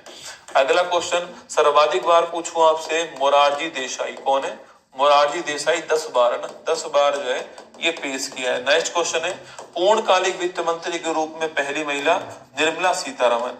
इससे पहले वैसे तो इंदिरा गांधी जी ने किया हुआ है, पर इंदिरा गांधी जी प्रधानमंत्री थी और वित्त मंत्रालय उनके पास में था, ठीक है, इसलिए यहाँ पर आपको ध्यान रखना है ना। चलिएगा आगे बढ़िएगा। नेक्स्ट क्वेश्चन आपके आर्टिकल 212, आर्टिकल 202 जो है ये हम लोग यहाँ पर 202 हमारे यहाँ पर पढ़ चुके हैं, ठीक है। लिखना आर्टिकल 213 की बात करूं मैं आपसे, तो राज्यपाल के पास जो विधायी शक्ति है ना, राज्यपाल के पास जो विधायी शक्ति है, तो राज्यपाल के पास जो अध्यादेश की जो शक्ति है ये आपके कहां पर है, ये आपके आर्टिकल नंबर 213 के अंदर, ठीक है। दोस्तों एक क्वेश्चन पूछता है आपसे, सवाल पूछता है आपसे कि राष्ट्रपति के पास में जो विधायी शक्ति है वो कहां पे लिखी हुई है, ठीक है। देखो विधायी शक्ति का मतलब होता है राष्ट्रपति कानून बनाए, कोई बिल लेकर आए दोस्तों, वो पावर कहां पर है, तो अध्यादेश ही तो राष्ट्रपति के पास विधायी शक्ति हुई, तो आर्टिकल 123 में लिखा हुआ है, ठीक है। ऐसे सवाल पूछे कि राज्यपाल के पास में विधायी शक्ति कहां पर है, तो आर्टिकल 213 के अंदर आपको ध्यान रखना है, ठीक है। तो दोस्तों आर्टिकल 214, आर्टिकल 214 जो है ये हाई कोर्ट की बात करता है, किसकी, हाई कोर्ट है ना। क्योंकि आर्टिकल 124 किसकी, ये तो हो गया 123 आर्टिकल और ये हो गया 124 आर्टिकल है ना। आर्टिकल 124 सुप्रीम कोर्ट की बात करता है, 214 आपकी हाई कोर्ट की बात करता है, ठीक है। सवाल दोस्तों आपसे यहाँ पर ये पूछ ले हाई कोर्ट के बारे में कि भाई भारत का पहला हाई कोर्ट कौन सा, तो भारत का पहला हाई कोर्ट है कलकत्ता हाई कोर्ट। कौन सा हाई कोर्ट है, कलकत्ता हाई कोर्ट, नोट कीजिएगा। ये आपके 1 जुलाई 1862 को बना था, आपको ध्यान रखना है ना, कलकत्ता हाई कोर्ट। भारत का 25वां हाई कोर्ट पूछूं आपसे कौन सा है, तो भारत का 25वां हाई कोर्ट है अमरावती हाई कोर्ट। कौन सा है, अमरावती हाई कोर्ट जो है ये भारत का 25 नंबर का हाई कोर्ट है, आपको ध्यान रखना है, दोनों नोट करने हैं ना, पहला हाई कोर्ट और 25वां हाई कोर्ट। एग्जाम में सवाल पूछे तो नोट कर लीजिए। तो पहला हाई कोर्ट कौन सा है, पहला high court Calcutta high court है, 25वां हाई कोर्ट कौन सा है, ये आपके अमरावती हाई कोर्ट, आपको ध्यान रखना है, ठीक है। तो अगला क्वेश्चन आर्टिकल नंबर 215 की मैं बात करूं आपसे, तो हाई कोर्ट एक अभिलेख न्यायालय है ना, हाई कोर्ट एक अभिलेख न्यायालय है, ये कहां पे लिखा हुआ है, ये आर्टिकल नंबर 215 में लिखा हुआ है। तो high court is a record court, ये बात कहां लिख रही है, ये आर्टिकल 215, जो बात वहां पर आर्टिकल नंबर 129 में लिखी थी वही बात यहाँ पर 215 में लिख रही है ना। इसके बाद आर्टिकल है 226 आपके है ना, हाई कोर्ट के पास में रिट जारी करने की पावर, हाई कोर्ट के पास में रिट जारी करने की जो शक्ति है, करने की जो शक्ति है, ये आर्टिकल नंबर 216 में 226 में लिख रही है ना। तो हाई कोर्ट के पास में रिट जारी करने की पावर। एक बात ध्यान रखना, कभी जब स्टेटमेंट, क्योंकि आपका पैटर्न चेंज हो गया है ना, स्टेटमेंट फॉर्मेट में क्वेश्चन आ सकते हैं। सवाल पूछे कि भाई सुप्रीम कोर्ट किसके लिए रिट जारी करता है, तो आर्टिकल 32 से मौलिक अधिकारों का उल्लंघन होगा तो सुप्रीम कोर्ट रिट जारी करेगा। लेकिन अगर मौलिक अधिकार के अलावा विधिक जो अधिकार, जैसे मान लो वर्तमान में संपत्ति का अधिकार, अब संपत्ति का अधिकार वर्तमान में फंडामेंटल राइट तो है नहीं, कैसा राइट है, लीगल राइट है। तो अगर लीगल राइट का उल्लंघन हो गया तो रिट जारी करने की पावर किसके पास है, हाई कोर्ट के पास है, सुप्रीम कोर्ट के पास नहीं है। तो ध्यान रखिएगा, सवाल अगर आपसे ये पूछे कि दोस्तों सुप्रीम कोर्ट रिट जारी करता है आर्टिकल 32 से ओनली फंडामेंटल राइट के उल्लंघन पे, ठीक है, केवल मौलिक अधिकार के उल्लंघन पे। लेकिन हाई कोर्ट की मैं बात करूं आपसे, तो आर्टिकल 226 से ये रिट जारी करेगा आपके फंडामेंटल राइट प्लस आपके लीगल राइट दोनों के ऊपर। मतलब कि मौलिक अधिकार प्लस जो है, मौलिक अधिकार प्लस लिखना, प्लस आपके प्लस कानूनी जो अधिकार है आपके दोनों के लिए ना, विधिक अधिकार प्लस मौलिक अधिकार दोनों का नाम ध्यान रखना है, ठीक है। तो विधिक अधिकार प्लस मौलिक अधिकार दोनों के लिए हाई कोर्ट जारी करेगा, 226 के द्वारा आपको नोट करना है। सुप्रीम कोर्ट आर्टिकल 32 आपको ध्यान रखना है, ठीक है। कभी कभी सवाल दोस्तों पूछ लेता है, ठीक है।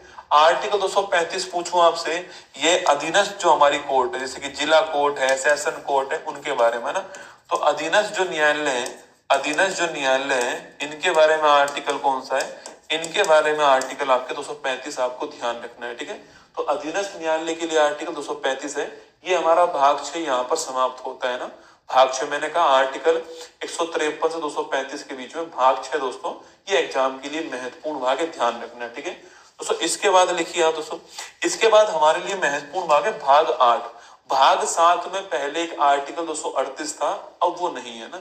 अब लिखिए आप भाग 8, और तो भाग 8 जो है वो यूटी के लिए, किसके लिए, भाग 8 जो है, भाग 8 किसके लिए है आपके, तो भाग 8 जो है यूटी के लिए लिखना। यूटी मतलब जो केंद्र शासित प्रदेश है उनके लिए ना, जो केंद्र शासित प्रदेश है इनके लिए भाग 8 है, आपको ध्यान रखना है, ठीक है। यूटी के लिए भाग 8 है, ये आपको नोट करना है। अच्छा, बात करूं आपसे यहाँ पर भाग 8 की, अगर बात करें तो आर्टिकल 239 से हमारा भाग 8 स्टार्ट होता है, ठीक है।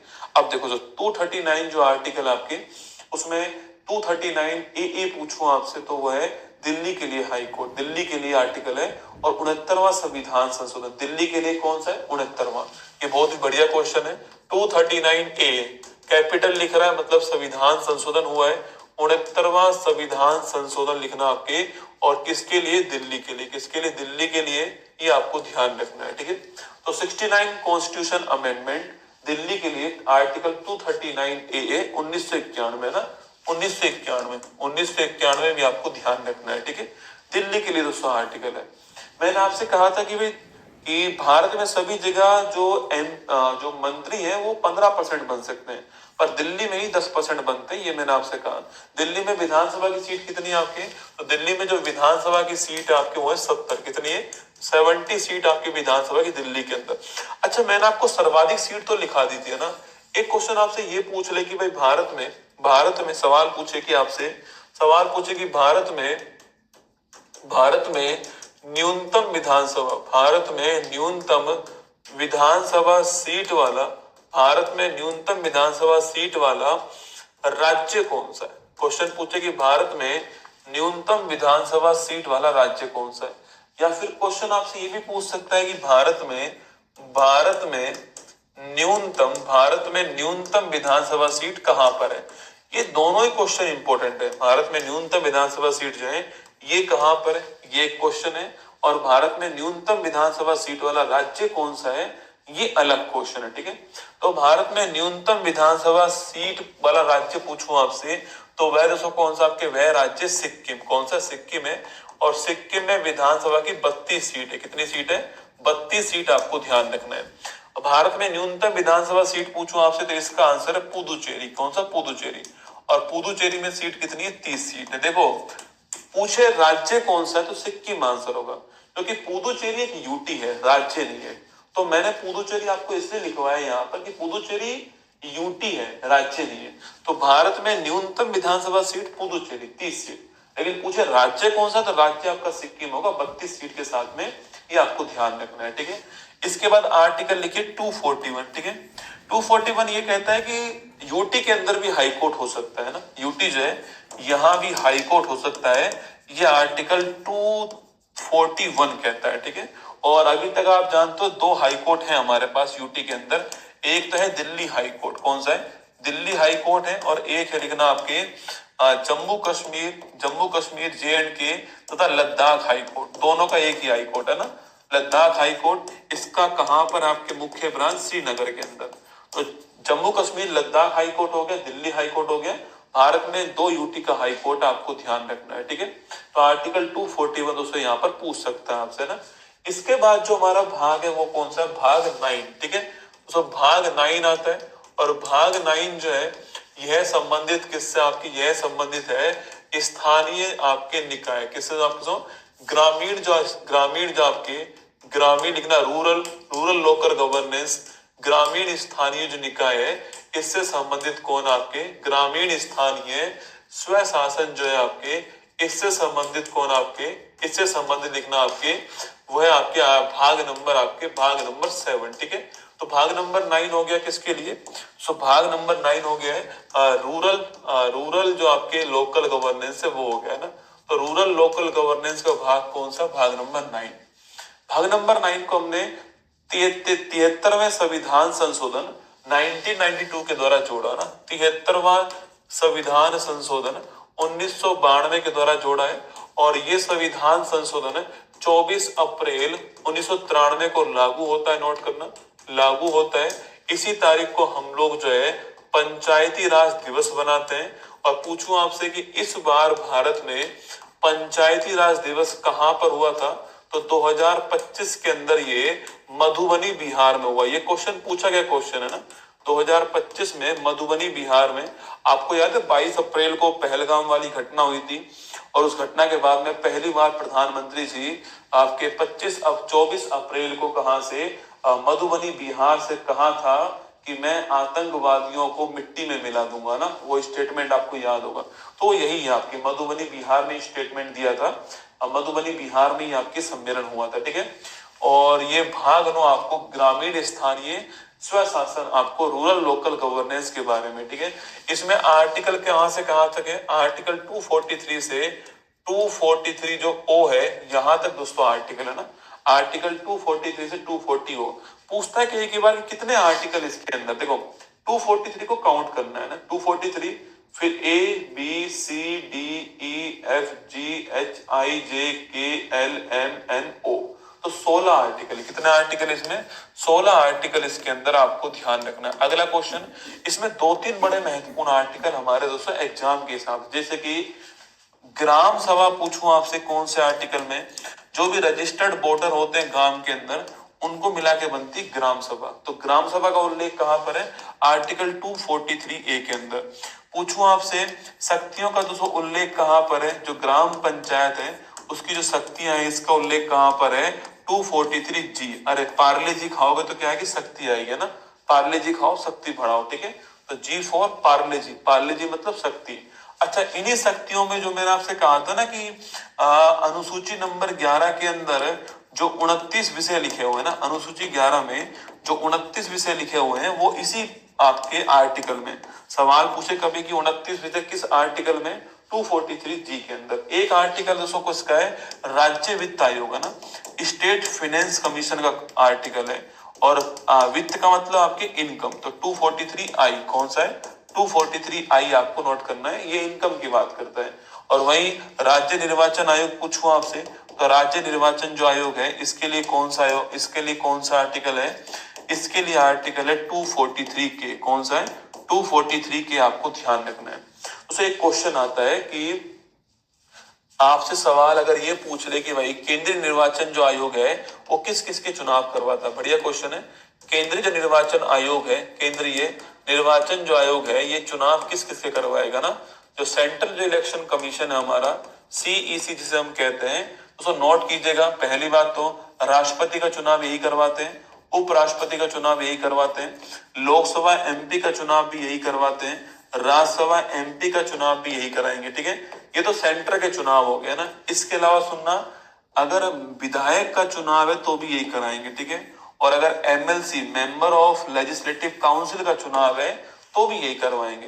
तो जो राज्य जो निर्वाचन आयोग है वो आपके केवल लोकल गवर्नेंस के चुनाव है, पंच सरपंच आपके, इसके अलावा प्रधान, डायरेक्टर, पार्षद, महापौर, मेयर, इनके चुनाव कौन करवाता है, इनके चुनाव जो है वो राज्य निर्वाचन आयोग कराता है। लोकल गवर्नेंस वाले जो चुनाव है वो राज्य निर्वाचन आयोग कराता है। बाकी सारे चुनाव, ये एमएलए वाला सवाल पूछता है कि एमएलए के चुनाव कौन कराता है, हमारी खोपड़ी में आता है कि यार एमएलए तो स्टेट के अंदर है तो स्टेट वाला करवाता होगा, नहीं, एमएलए का चुनाव भी सेंट्रल इलेक्शन कमीशन जो है, अभी बिहार में जो चुनाव हो रहे हैं वो कौन करवा रहा है, सेंट्रल इलेक्शन कमीशन करवा रहा है बिहार में चुनाव, ठीक है। तो आपको ध्यान रखना है, ये भाग 9 आपसे पूछ सकता है दोस्तों, ये अच्छा क्वेश्चन है। अच्छा, भारत में कौन सी व्यवस्था है, तो भारत में आपके देखो, भारत में पूछूं आपसे नोट करना, तो पहली बात तो जो स्थानीय स्वशासन है इसका जनक कौन है आपके, तो जो लोकल गवर्नेंस आपके इसका जनक लिखना कौन है, रिपन, कौन है इसका जनक है आपके, रिपन, कौन है इसका जनक का नाम लिखिए क्या आपके, तो रिपन जो है ये जनक का नाम आपको ध्यान रखना है ना। तो स्थानीय शासन जो है इसके जनक कौन है, रिपन इसके जनक है, आपको ध्यान रखना है। तो अगला क्वेश्चन आपसे सवाल पूछे आपसे यहीं पर कि भाई साहब तो लोकल गवर्नेंस के लिए हमारे पास में जनक हो गया, तो त्रिस्तरीय जो पंचायत, त्रिस्तरीय जो पंचायती राज है, त्रिस्तरीय जो पंचायती राज व्यवस्था है, अगर पूछूं आपसे कि इसके जनक कौन लिखना, तो इसके जनक लिखिएगा आपके, वो कौन आपके, इसके लिए कौन सी कमेटी बनती है, बलवंत राय मेहता कमेटी, कौन सी बनती है, बलवंत राय मेहता कमेटी बनती है। और बलवंत राय मेहता कमेटी आपके कब बनती है? 1957 में बनती है। और इसी की रिपोर्ट के आधार पे भारत में 2 अक्टूबर 1959 को नागौर राजस्थान से इसकी शुरुआत हो गई त्रिस्तरीय पंचायत राज व्यवस्था की, जहां पर दोस्तों एक ग्राम पंचायत आपकी, जहां पर 3 स्तर आपके, जहां पर एक ग्राम के स्तर पे ग्राम पंचायत, दोस्तों जहां पे सरपंच बैठता है दोस्तों आपके, दोस्तों ब्लॉक के स्तर पे आपके पंचायत समिति, जहां पर प्रधान बैठता है, और एक आपके जो है आपके जिला पंचायत जो है वो आपके जिला पंचायत, जहां जिला प्रमुख बैठता है, आपको ध्यान रखना है। ठीक है, तो 3 स्तर बना दिए ना, तो गांव के स्तर पे ग्राम पंचायत, ब्लॉक के स्तर पे पंचायत समिति, और जिला आपके हो गया जिला पंचायत। ठीक है, और 2 अक्टूबर 1959 आपको नोट करना है, नागौर राजस्थान से इसकी शुरुआत हुई। पहला चुनाव कहाँ हुआ? तो पहला चुनाव जो है ये आंध्र प्रदेश में हुआ। पहला चुनाव कहाँ हुआ? तो पहला चुनाव हुआ था आंध्र प्रदेश। कहाँ हुआ था? आंध्र प्रदेश जो है, आंध्र प्रदेश, यहाँ पर पहला चुनाव हुआ, आपको ध्यान रखना है। तो पहला चुनाव कहाँ हुआ? पहला चुनाव आंध्र प्रदेश में हुआ। ये भी सवाल आपसे पूछ सकता है। ठीक है, तो पहला चुनाव आंध्र प्रदेश, नोट कीजिए। ये क्वेश्चन भी दोस्तों कभी कभी एग्जाम में आ जाते हैं। ठीक है, अच्छा जहां पे दोस्तों पंचायती राज नहीं है वहां पर उसको एक्सटेंड किया गया है। तो पंचायती राज एक्सटेंस आपके जो है, एक्सटेंड आपके शेड्यूल एरिया, इसे बोलते हैं पैसा। तो सवाल पूछे कि पैसा अधिनियम, ये बड़ा अच्छा क्वेश्चन है। पैसा अधिनियम पूछूं आपसे, इसकी फुल फॉर्म है Panchayati Raj extension, Panchayati Raj extension in schedule area ना, इन शेड्यूल एरिया, ये आपका फुल फॉर्म है Panchayati Raj extension in schedule area. कब की बात है? 1996 की बात, आपको ध्यान रखना है। और ये कौन सी कमेटी? आपकी दिलीप भूरिया कमेटी। कौन सी है? दिलीप भूरिया समिति, आपको ध्यान रखना है। ठीक है, तो दिलीप भूरिया समिति जो है Panchayati Raj extension to schedule area, ये भी आपके एग्जाम के लिए महत्वपूर्ण क्वेश्चन है, ध्यान रखिएगा। ठीक है, तो ये भाग आपका 9 हो गया, भाग 9 ये आपके सामने। इसके बाद देखिए सो भाग 9 है ना, भाग 9A जो है, भाग 9A की बात करूं आपसे, तो ये आपके नगर निकाय के बारे में ना, अर्बन लोकल गवर्नेंस जो है, नगर निकाय के बारे में भाग 9 में लिखा, भाग 9A में लिखा हुआ है। ठीक है, और सो जो नगर निकाय जो आपके अर्बन लोकल गवर्नेंस है, इनके लिए आर्टिकल है 243P से 243ZD। कौन सा है? 243P से 243ZG जो है, ये नगर निकाय के बारे में है ना। अगला क्वेश्चन आपकी, इनके लिए संविधान संशोधन कौन सा है? 74वां कॉन्स्टिट्यूशन अमेंडमेंट 1992, जो कि आपको नोट करना है कि 1 जून 1993 से लागू होता है, आपको ध्यान रखना है। अगला क्वेश्चन और पूछू दोस्तों आपसे, यहाँ पर जो महत्वपूर्ण आर्टिकल है वो कौन से है? एक तो है 243 कौन सा है? 243 एक है 243ZA दोस्तों, और एक सबसे महत्वपूर्ण है 243ZD। कौन सा है? 243ZD। देखो 243 नगरों में जो आपके, नगरों के अंदर जो राज्य वित्त आयोग होगा, नगरों में जो राज्य वित्त आयोग होगा, उसके बारे में जिक्र कहां पर? 243 के अंदर। नगर के अंदर जो राज्य निर्वाचन आयोग काम करेगा, उसका जिक्र कहां पर है? 243ZA के अंदर। और जो जिला आयोजन समिति है, इसका उल्लेख कहां पर है? इसका उल्लेख है 243ZD, जिला आयोजन समिति। ये बढ़िया क्वेश्चन है ना, इसे बोलते हैं डिस्ट्रिक्ट प्लानिंग कमेटी, है ना, इंपॉर्टेंट क्वेश्चन है। जिला आयोजन समिति, डिस्ट्रिक्ट प्लानिंग कमेटी, ये क्वेश्चन आपसे पूछ सकता है कि डिस्ट्रिक्ट प्लानिंग कमेटी, जिला आयोजन समिति जो है, इसका उल्लेख कहां पर है? 243ZD जो है, यहां पर इसका उल्लेख किया गया, ध्यान रखना। ठीक है, तो इसके बाद आता है भाग 9B। कौन सा है? भाग 9B आता है। और भाग 9B किसके लिए? सहकारी समिति। किसके लिए? सहकारी समिति के लिए आपके भाग 9B है। और सवाल पूछूं आपसे, संविधान संशोधन कौन सा है? 97वां संविधान संशोधन 2011 है, ये आपको ध्यान रखना है ना।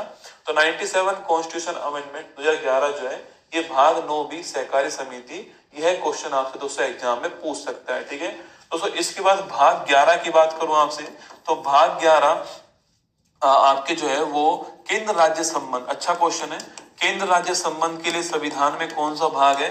कभी कभी भाग पूछता है, आपातकाल के लिए संविधान में कौन सा भाग? क्वेश्चन आता है केंद्र राज्य संबंध के लिए कौन सा भाग है, सवाल पूछ लेता है। भाग 11 आर्टिकल कौन कौन से? 245 से 263 जो है, ये आर्टिकल जो है वो इसके अंदर दिए गए, भाग 211 के अंदर। ठीक है, 245 से 263, 246 आर्टिकल जो है आपके, तो 246 आर्टिकल जो है यह है संघ सूची, समवर्ती सूची और राज्य सूची की बात करता है।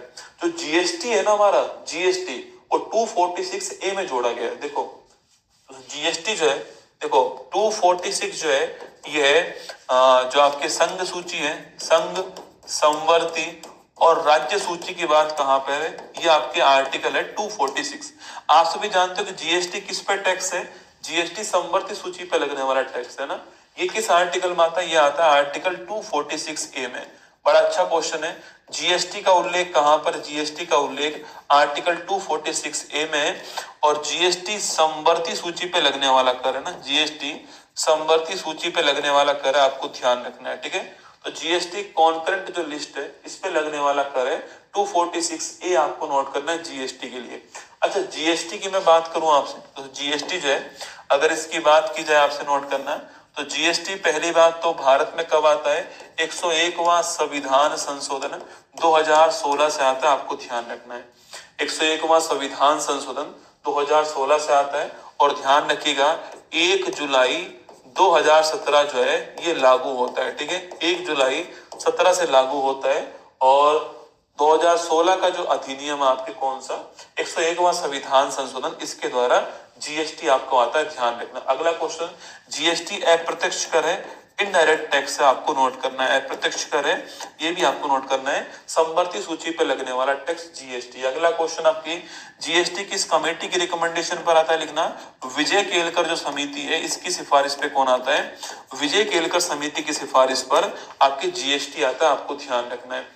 अगला क्वेश्चन जीएसटी के बारे में पूछ सकता है आपसे कि जीएसटी जो है आपकी, इस जीएसटी में जीएसटी जो है ये लागू करने वाला पहला स्टेट कौन सा था, असम इसको लागू करने वाला पहला स्टेट था, ये भी आपको ध्यान रखना है, ठीक है। तो एक क्वेश्चन बन सकता है कि जीएसटी जो है, इस जीएसटी की जो रेट होती है यह कौन डिसाइड करता है, यह डिसाइड करता है जीएसटी काउंसिल, है ना।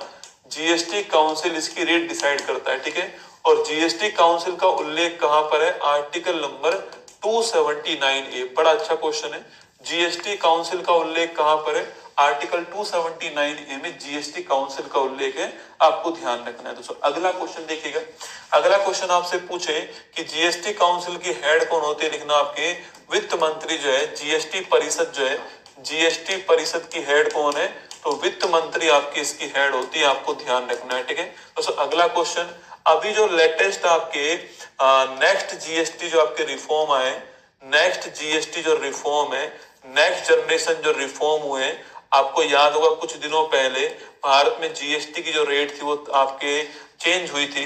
तो पहले हमारे पास 0%, हमारे पास 5%, तो हमारे पास आपके इसके अलावा 12%, 18% और 28%। पहले दोस्तों हमारे पास ये रेट थी, है ना, पहले हमारे पास ये 5 तरह की रेट थी। आप जानते हो कि शायद जहां तक दोस्तों गलत नहीं हूं मैं आपके, तो जो हमारा नवरात्रि का जो पहला दिन था 22 सितंबर, कौन सा, 22 सितंबर की डेट से नई रेट लागू हो गई ना।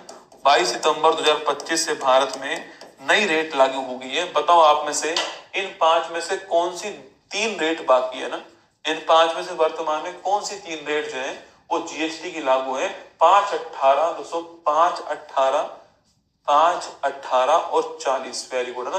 5%, 5% है अभी हमारे पास, 18% हमारे पास है, और नई रेट आई है 40%, ठीक है, तो कि बहुत ही लग्जरी गुड्स पे हो गया ना।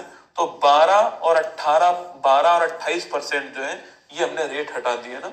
इसी से जीएसटी की बहुत सारी आपके जो रेट, जीएसटी की बहुत सारी चीजों पर आपके सस्ती हुई है, आप जानते हो, ठीक है। तो कभी कभी सवाल जीएसटी के बारे में यहाँ पर पूछ लेता, तैयार रहना ना। तो ये आर्टिकल 246 ए जीएसटी के बारे में आया, नोट कीजिए ना। इसके बाद दोस्तों आर्टिकल है 249, कौन सा, 249। देखो मैंने आपसे कहा कि भाई केंद्र सूची पर, संघ सूची पे कानून कौन बनाएगा, सेंटर बनाएगा। स्टेट लिस्ट पे कानून कौन बनाएगा, स्टेट बनाएगा। समवर्ती पे दोनों मिलके बनाएंगे, ठीक है दोस्तों। जो राज्य सूची का जो विषय है ना, उस पर कानून नॉर्मली स्टेट बनाता है, लेकिन मान लो कि सेंटर को ऐसा लगता है कि यार इस विषय पर कानून तो हमको बनाना चाहिए था, तो सेंटर राज्यसभा से कहता है। ये पावर किसके पास में, ये पावर केवल राज्यसभा के पास में।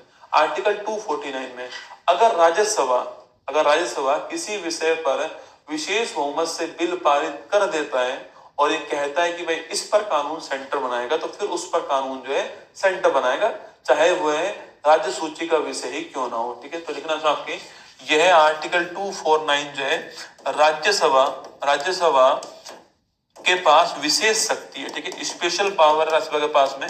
और यहाँ पे दोस्तों लिखा हुआ है कि राज्य सूची के विषय पर, है ना, राज्य सूची के विषय पर अगर संसद कानून बनवाना चाहता है, संसद कानून बनाना चाहता है, तो उसे राज्यसभा से विशेष बहुमत से पारित करवाना पड़ेगा। विशेष बहुमत जो है इससे पारित करवाना पड़ेगा। विशेष बहुमत का मतलब है कि मतदान करने वालों का 2/3 वहां पे चाहिएगा, तब वो पारित होगा, तब जो उस विषय पर कानून सेंटर बनाएगा। मान लो समवर्ती सूची का कानून है, उसका सेंटर ने भी कानून बनाया और स्टेट ने भी कानून बनाया, और मान लेते हैं सेंटर और स्टेट के जो कानून है आपस में अपोजिट हो गए। मान लेते हैं कोई भी टैक्स है, सेंटर कह रहा है कि टैक्स नहीं लगना चाहिए, स्टेट कह रहा है टैक्स लगना चाहिए। अब दोनों अपोजिट हो गए उस मुद्दे पे, तो वहां पे सेंटर का कानून माना जाएगा। ये आर्टिकल 254 में लिख रहा है। ठीक है, तो आर्टिकल 254 में लिखा हुआ है कि अगर केंद्र का जो कानून, अगर संसद ने कानून बनाया, संसद और राज्य का जो कानून है, अगर ये विरोधाभासी कानून हो जाए, ठीक है, अगर विरोधाभासी हो जाए, तो यहाँ पर संसद जो है आपके इसका स्वीकार करेंगे कानून, ध्यान रखना। ठीक है, संसद का कानून यहाँ पर स्वीकार होगा।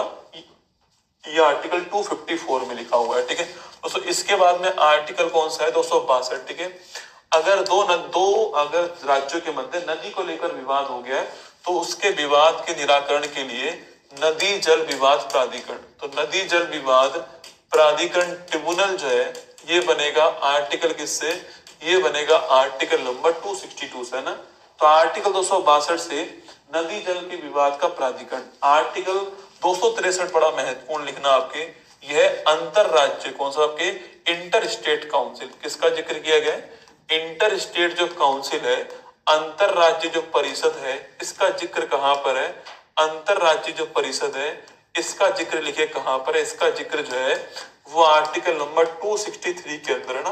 तो इंटर स्टेट जो काउंसिल है इसका जिक्र कहां पर, आर्टिकल नंबर 263 के अंदर। और इसका हेड कौन होता है, इसका हेड जो है वो होता है प्रधानमंत्री। कौन होता है, इसका हेड है प्रधानमंत्री, आपको ध्यान रखना है। ठीक है, इसका हेड कौन है दोस्तों आपके, इसका हेड प्रधानमंत्री, आपको नोट करना है ना दोस्तों। इसलिए हमारा यहाँ पर भाग जो आपके 11 था यहाँ पर समाप्त हो गया, भाग 11। ठीक है, अब स्टार्ट होता है दोस्तों भाग आपके 12। कौन सा है, भाग 12 जो है यह स्टार्ट होता है। और भाग 12 जो है वित्त और संपत्ति के बारे में, किसके बारे में, वित्त और संपत्ति के बारे में भाग 12 है।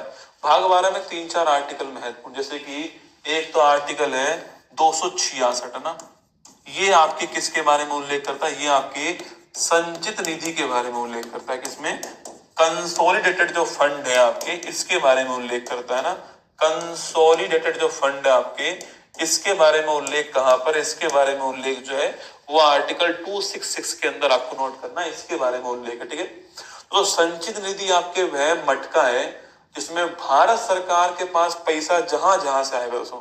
मान लो भारत सरकार ने किसी से उधार लिया तो वो पैसा यहाँ पर जाएगा। मान लो भारत सरकार ने किसी देश को उधार दिया था, उसका ब्याज आया तो वो पैसा इसमें जाएगा। भारत सरकार को टैक्स से जो भी प्राप्त हुआ वो पैसा इसमें जाएगा। कुल मिला के जितना भी पैसा भारत सरकार के पास आएगा वो सब की सब यहाँ पे जाएगा। और जो भी खर्चा भारत सरकार करेगी तो वो यहाँ से होगा, ध्यान रखना है। ठीक है, किसी को सैलरी देनी है यहाँ से, किसी को पेंशन देनी है यहाँ से, किसी को बेरोजगारी भत्ता देना है यहाँ से, कोई योजना में खर्च करना है वो यहाँ से, किसी सरकार को उधार देना है वो यहाँ से, किसी को ब्याज देना है वो यहाँ से, सब कुछ यहीं से खर्च होने वाला है ना। वो कहलाती है संचित निधि, आर्टिकल नंबर 266 आपको ध्यान रखना है। ठीक है, एक है आर्टिकल 267। ठीक है, इसमें लिखा हुआ है आकस्मिक निधि, है ना। आकस्मिक निधि जो है ये दोस्तों इसमें लिखा हुआ है दोस्तों, मान लो दोस्तों एकदम से आपके कहीं पर भूकंप आ जाए, ठीक है, तो कहीं पे एकदम भूकंप आ जाए। अब वहां पर संसद नहीं बैठी हुई है उस समय, है ना। अब संसद नहीं बैठी हुई है तो उस समय क्या होगा, संसद नहीं है तो विनियोग विधेयक आप पेश नहीं करवा सकते। विनियोग विधेयक मैंने कहा ना कि अगर इससे पैसा निकालना है तो 1 रुपया भी निकालना है तो कौन सा विधेयक चाहिए, विनियोग विधेयक चाहिए। अब एकदम से दोस्तों भूकंप बाढ़ आ गई तो विनियोग विधेयक तो नहीं कर पाएंगे, तो वहां पर राष्ट्रपति के पास में कुछ पैसा होता है अलग से, उसे बोलते हैं कंटिजेंसी फंड। क्या बोलते हैं इसे? कंटिजेंसी फंड कहते हैं, आपको ध्यान रखना है। उसे बोलते हैं हम आकस्मिक निधि कहते हैं, कंटिजेंसी फंड कहते हैं, आर्टिकल 267 के अंदर। अच्छा, इसके ऊपर किसका राइट है? तो इस पर अधिकार होता है राष्ट्रपति का। किसके? राष्ट्रपति का। और आपदा के समय ना, आपदा में ये जो है, आपदा में राहत के लिए आपके ये कंटिजेंसी फंड काम आता है, एग्जाम में पूछ सकता है। ठीक है, एक है आर्टिकल 279 है, मैंने आपको लिखवाया था अभी कि जीएसटी काउंसिल का उल्लेख कहां पर? जीएसटी काउंसिल का जो उल्लेख है, जीएसटी परिषद का जो उल्लेख है वो कहां पर है? 279A के अंदर आपके जीएसटी काउंसिल का उल्लेख है, ध्यान रखना। ठीक है दोस्तों, इसके बाद एक बड़ा महत्वपूर्ण आर्टिकल है 280। कौन सा आर्टिकल है? 280। 280 आर्टिकल वित्त आयोग की बात करता है। किसकी बात करता है? फाइनेंस कमीशन की जो बात है, यह आर्टिकल कौन सा? 280 है ना। तो फाइनेंस कमीशन जो है, वित्त आयोग जो है, इसके बारे में कौन सा आर्टिकल है? 280। एक बात ध्यान रखना, तो वित्त आयोग जो है, 3-4 क्वेश्चन वित्त आयोग के बन जाते हैं। ठीक है, 3-4 क्वेश्चन बनते हैं ना। पहला क्वेश्चन आपके बनता है वित्त आयोग में कि भाई पहला वित्त आयोग जो है, पहला वित्त आयोग, इसके हेड कौन थे? ठीक है, अगला क्वेश्चन बनता है आपके 15वें जो वित्त आयोग है, इसके हेड कौन है ना। और एक क्वेश्चन पूछ सकता है 16वां जो वित्त आयोग है, इसके हेड कौन है। 3 क्वेश्चन आपके सामने यहाँ पर बन सकते हैं दोस्तों ना। वैसे वित्त आयोग में एक तो मेंबर होता है, एक तो अध्यक्ष होता है और 4 मेंबर होते हैं। ठीक है, इसका अपॉइंटमेंट कौन करता है? राष्ट्रपति इसका अपॉइंटमेंट करता है। जनरली ये 5 साल के लिए होता है ना, जनरली ये 5 साल के लिए होता है, आपको ध्यान रखना है। ठीक है, पहला जो वित्त आयोग था, इसके हेड कौन थे? केसी नियोगी। कौन थे? केसी नियोगी जो पहला वित्त आयोग था, इसके हेड था ना। जो 15वां वित्त आयोग था, इसके हेड कौन है? नंद किशोर सिंह, एन.के. सिंह है ना। एन.के. सिंह आपके 15वें वित्त आयोग के हेड है। और 16वां जो वित्त आयोग है, इसके हेड कौन है? अरविंद पनगड़िया। कौन है? अरविंद पनगड़िया, आपको ध्यान रखना है ना। तो 16वां जो वित्त आयोग है, इसके हेड कौन है? अरविंद पनगड़िया। क्वेश्चन भी आपसे पूछ सकता है। अच्छा, 16वां वित्त आयोग के सचिव कौन है? बताओ, इनके सचिव कौन है? ये क्वेश्चन आपके लिए। सेक्रेटरी कौन है 16वें वित्त आयोग के? ये क्वेश्चन आपके लिए आपको बताना है। सेक्रेटरी कौन है 16वें वित्त आयोग के लिए? ये आपको बताना है। भाई जिसको कोई और क्लास लेनी है वो और क्लास ले ले। ठीक है, मैं इसको पूरा करा के छोड़ूंगा है ना। मेरी क्लास के बीच में कोई और क्लास है वो मत बताया करो ना। मैं इसको पूरा करा के छोड़ूंगा आपको। ये पूरा 10 मिनट में होगा, 15 मिनट में होगा, वो तय करेगा कितने में होगा। ठीक है, छोड़ूंगा नहीं, पूरा आर्टिकल सारे पूरे करा के जाऊंगा आज, है ना। हाँ, किसी को और क्लास लेनी है वो ले ले, जब वो क्लास समाप्त हो जाए तो यहाँ के इसको पढ़ लेना, क्या फर्क पड़ जाएगा। आगे लिखो आर्टिकल नंबर 300। ठीक है, आर्टिकल 300 पूछू आपसे। आर्टिकल जो 300 है, सवाल पूछे आपसे यहाँ पर कि संपत्ति का अधिकार कहाँ पर है? संपत्ति का जो अधिकार है, ये हमारा आर्टिकल 300 में लिखा हुआ है। मैंने आपको लिखवाया था ना, आर्टिकल 300 संपत्ति का अधिकार, याद करो।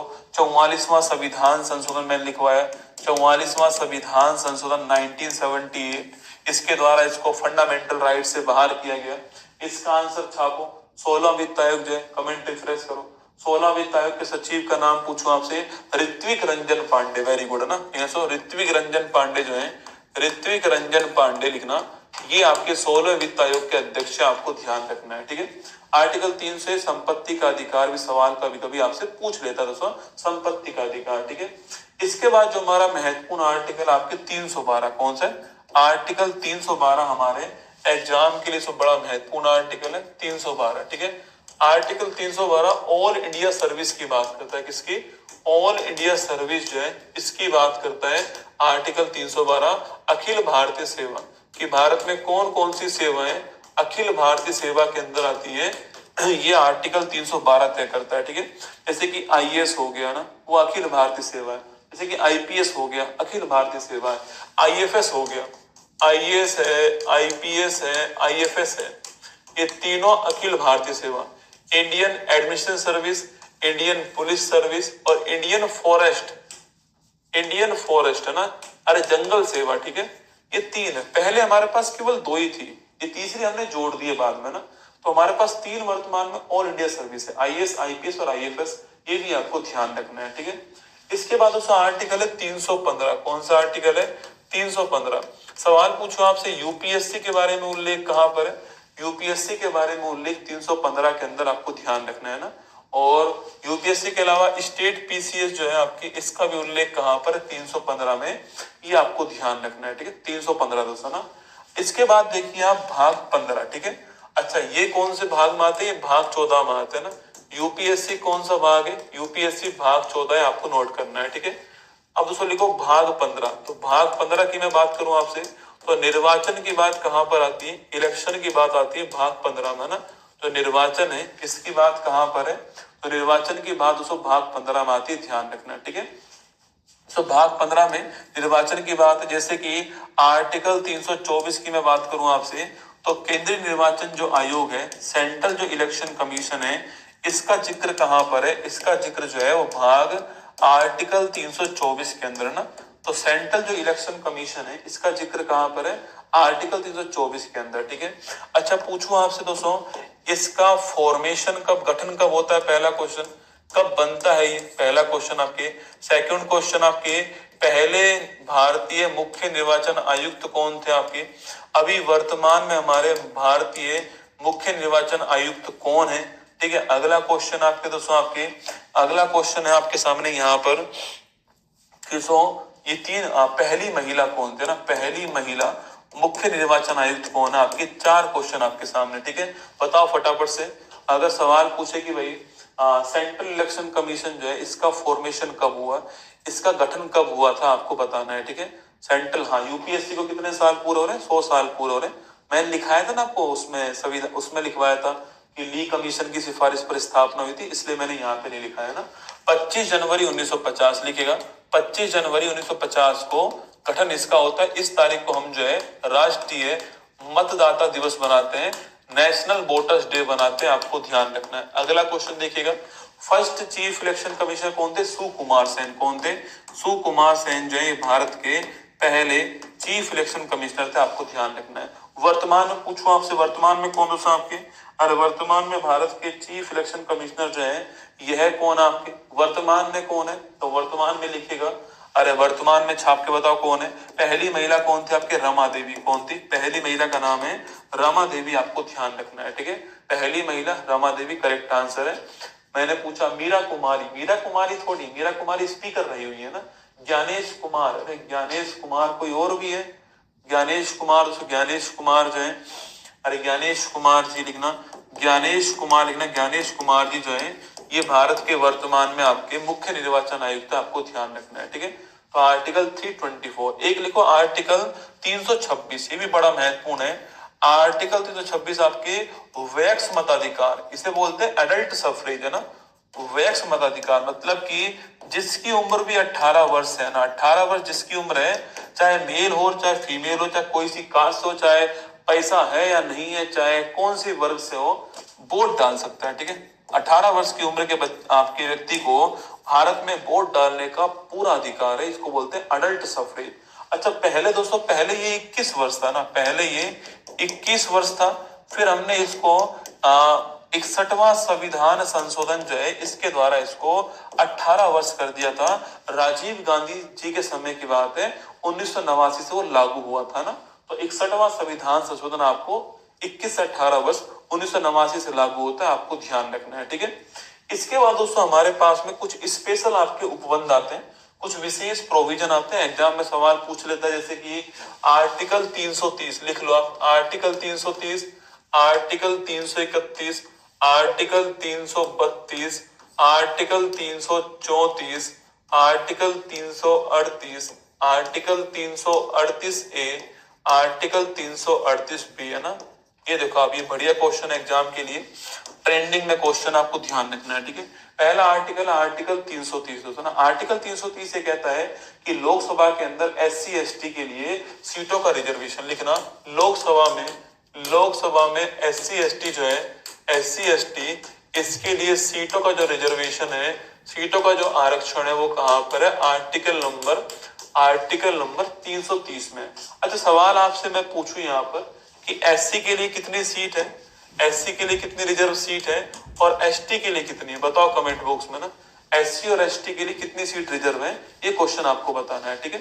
तो अगला क्वेश्चन आपके 331 बोलता है कि लोकसभा के अंदर, लोकसभा में जो दो आपके पोस्ट एंग्लो इंडियन की होंगे ना, दो पोस्ट किसके लिए रिजर्व होंगी?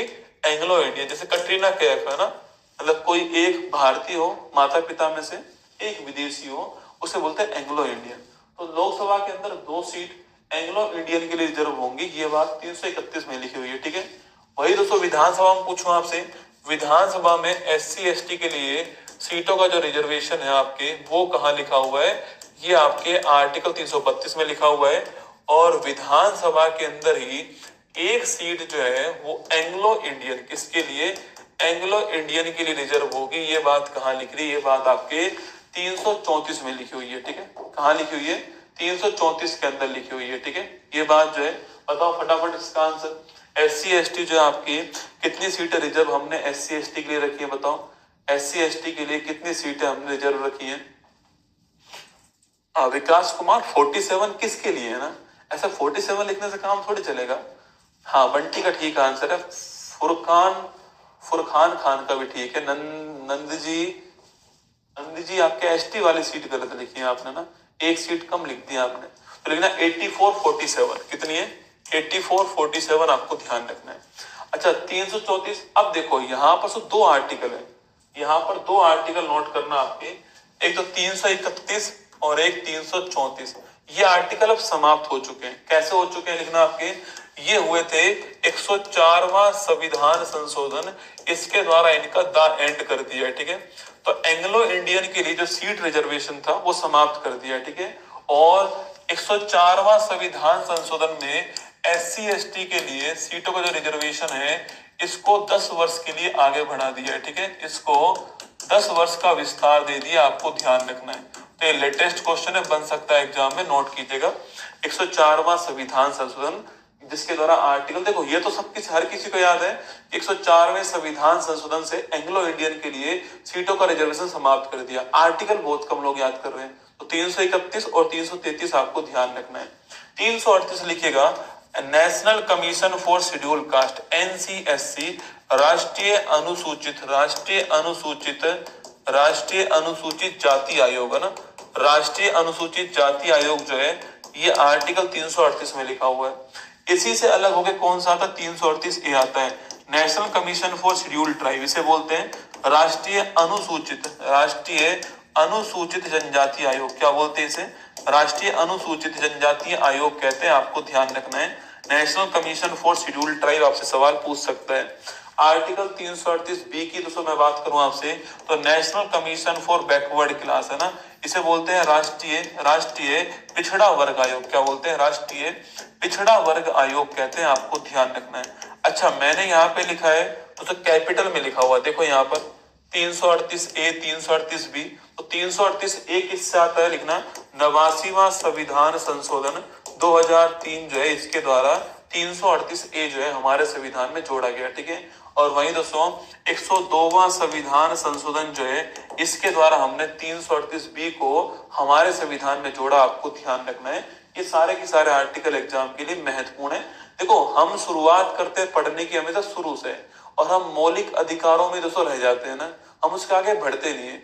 फिर हम संघ से स्टार्ट करते हैं, संघ पढ़ते हैं, राज्य पढ़ते नहीं है। और ये पीछे वाला पोर्शन हम पढ़ते हैं तो केवल आपातकाल पढ़ते हैं, उससे पहले वाला पोर्शन नहीं पढ़ते हैं। तो ये एग्जाम में मोस्ट इंपोर्टेंट कोर एरिया इस समय एग्जाम में आने का है ना, फ्रिक्वेंटली एग्जाम में क्वेश्चन दोस्तों आ रहा है।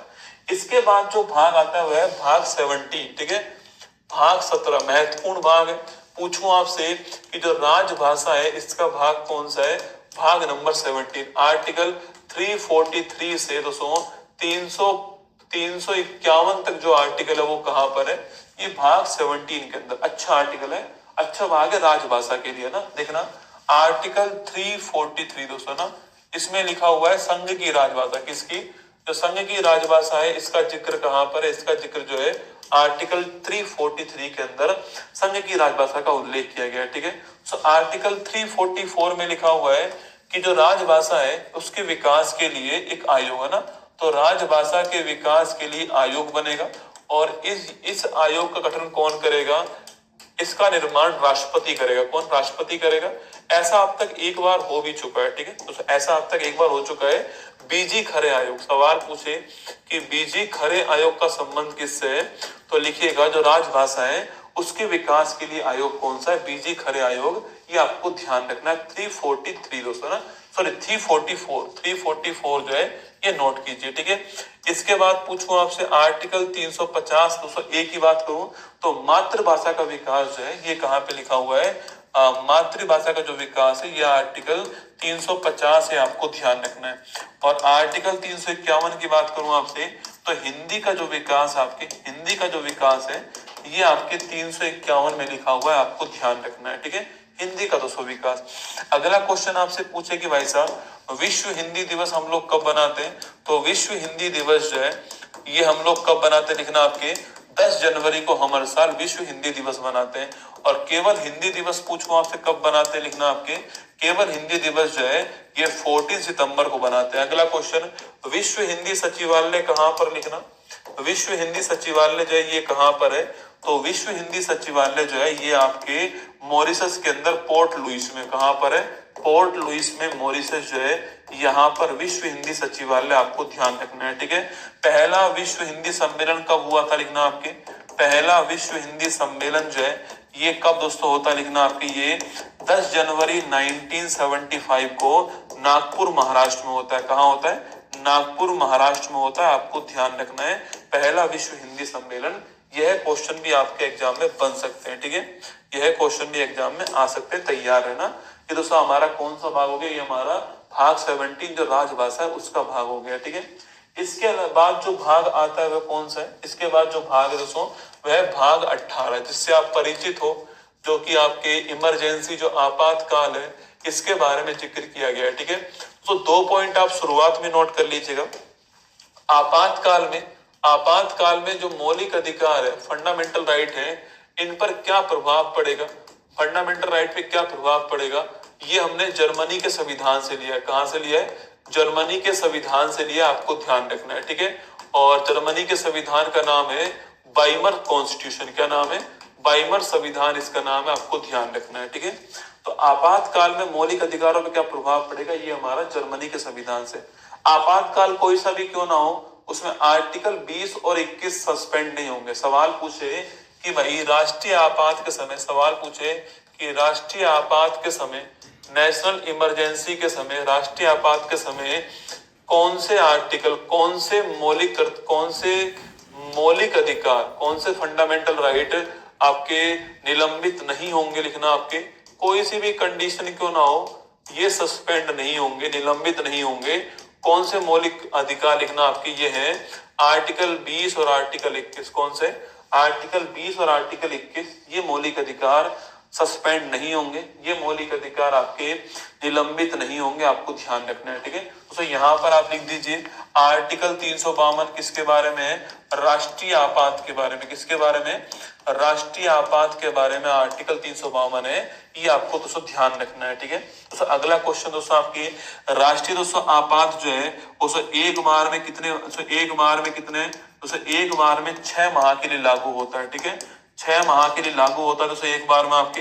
अगर आप चाहो तो इसको एक्सटेंड कर सकते हो दोस्तों, और इसका अधिकतम समय अवधि कितनी हो सकती है आपके, इसकी अधिकतम समय अवधि जो है आपके वो हो सकती है कितनी, अनंत, मतलब तो कितनी भी आपके अनंत बार आपकी जो है कर सकते हो, कोई फिक्स आपकी अधिकतम समय अवधि नहीं है, हर 6 महीने बाद जो आपको इसको पारित करवाना पड़ेगा, ध्यान रखना, ठीक है। तो अगला क्वेश्चन आपके सवाल पूछूं आपसे, अब तक कितनी बार लग चुका है, तो अब तक जो है 3 बार लग चुका है, अब तक भारत में 3 बार जो है तो राष्ट्रीय दोस्तों आपातकाल लग चुका है। राष्ट्रीय आपात का आधार की बात करूं आपसे तो पहले इसके आधार कौन कौन से, युद्ध था एक तो इसका आधार, एक इसका आधार बाह्य आक्रमण था आपके, बाह्य आक्रमण, और एक इसका जो आधार था वह कौन सा था आपके, वह था आपके आंतरिक अशांति। क्या था, आंतरिक अशांति, ये 3 इसके आधार थे ना, युद्ध, बाह्य आक्रमण, आंतरिक अशांति। लेकिन 44वां संविधान संशोधन होता है, 44वां संविधान संशोधन 1978 के द्वारा युद्ध तो दोस्तों रहता है आपके, युद्ध रहता है, इसके अलावा बाह्य आक्रमण रहता है आपके, इसका आधार बाह्य जो आक्रमण है ये भी इसके आधार रहता है, और इसके अलावा एक जो इसका आधार बन गया आपके वो बन गया, लिखना आपके सशस्त्र विद्रोह आपके मतलब कि आर्म रिवोल्ट है ना, आर्म रिवोल्ट जो है ये इसका नया आधार बन गया, आपको ध्यान रखना है। ठीक है, अब तक 3 बार दोस्तों लागू हो चुका है। ठीक है, जब दोस्तों चीन ने हमारे ऊपर अटैक करा, आपके चीन का जो हमारे ऊपर अटैक हुआ, तो चीन का जो अटैक था 1962 के अंदर, तब दोस्तों हमने राष्ट्रीय आपातकाल लगाया। ठीक है, उसके बाद में दोस्तों हमारा आपके उसके बाद में जब पाकिस्तान के साथ हमारा युद्ध हुआ, आपके इंडिया पाक वॉर हुआ 1971, तब हमने इसको लगा दिया। और थर्ड हमारे यहाँ पर 1975 में भी आपातकाल लगता है, आंतरिक जो अशांति थी इसके आधार पर लगाया गया। ये 352 में आपको ध्यान रखना है। ठीक है, इसके बाद दोस्तों आर्टिकल है 356, कौन सा है, 356 है ना। 356 की मैं बात करूं, आपसे नोट कीजिएगा, तो ये राष्ट्रपति शासन है, कोई विशेष क्षेत्र में लगने वाला जो शासन है वह कहलाता है राष्ट्रपति शासन। ठीक है, अगला क्वेश्चन दोस्तों आपके, ये आपके किसी राज्य में लगता है, और दोस्तों ये मैक्सिमम आपके 3 वर्ष के लिए ना, मैक्सिमम जो है ये 3 वर्ष के लिए लगता है, आपको ध्यान रखना है ना। तो मैक्सिमम 3 वर्ष के लिए लागू होता है, ये आपको नोट करना है, मैक्सिमम 3 वर्ष के लिए लागू होगा, ध्यान रखिएगा। आर्टिकल 356 आपके सामने। ठीक है, और 356 के बाद पूछूं आपसे 359 पूछूं आपसे, तो वही कि आर्टिकल 20 और 21 सस्पेंड नहीं होंगे, और आपातकाल में मौलिक अधिकारों पे क्या प्रभाव पड़ेगा, यह क्वेश्चन भी आपसे पूछ सकता है। कहाँ पे लिखा हुआ है, 359 में। और 360 आपके वित्तीय आपात की बात करता है, किसकी, जो वित्तीय आपात है, जो नेशनल इमरजेंसी है, इसकी बात कौन करता है, इसकी बात जो है 360 करता है, जो कि दोस्तों भारत में अब तक एक बार भी नहीं लगी, आपको ध्यान रखना है। ठीक है, इसके बाद दोस्तों भाग हमारा कौन सा आता है, इसके बाद जो भाग आता है हमारा वह है भाग 19। कौन सा भाग है, भाग 19 दोस्तों हमारा आता है। भाग 19 में आपको आर्टिकल नोट करना है 361, कौन सा है, 361 आर्टिकल नोट कीजिएगा। यहाँ पर राष्ट्रपति और राज्यपाल के पास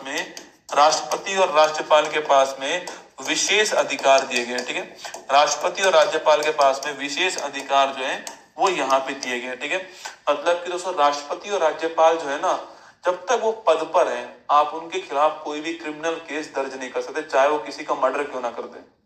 अगर राष्ट्रपति राज्यपाल अगर पद पर हैं, तो आप उनके खिलाफ आपराधिक मामला दर्ज नहीं, सजा छोड़ो, आपराधिक मामला दर्ज ही नहीं होगा।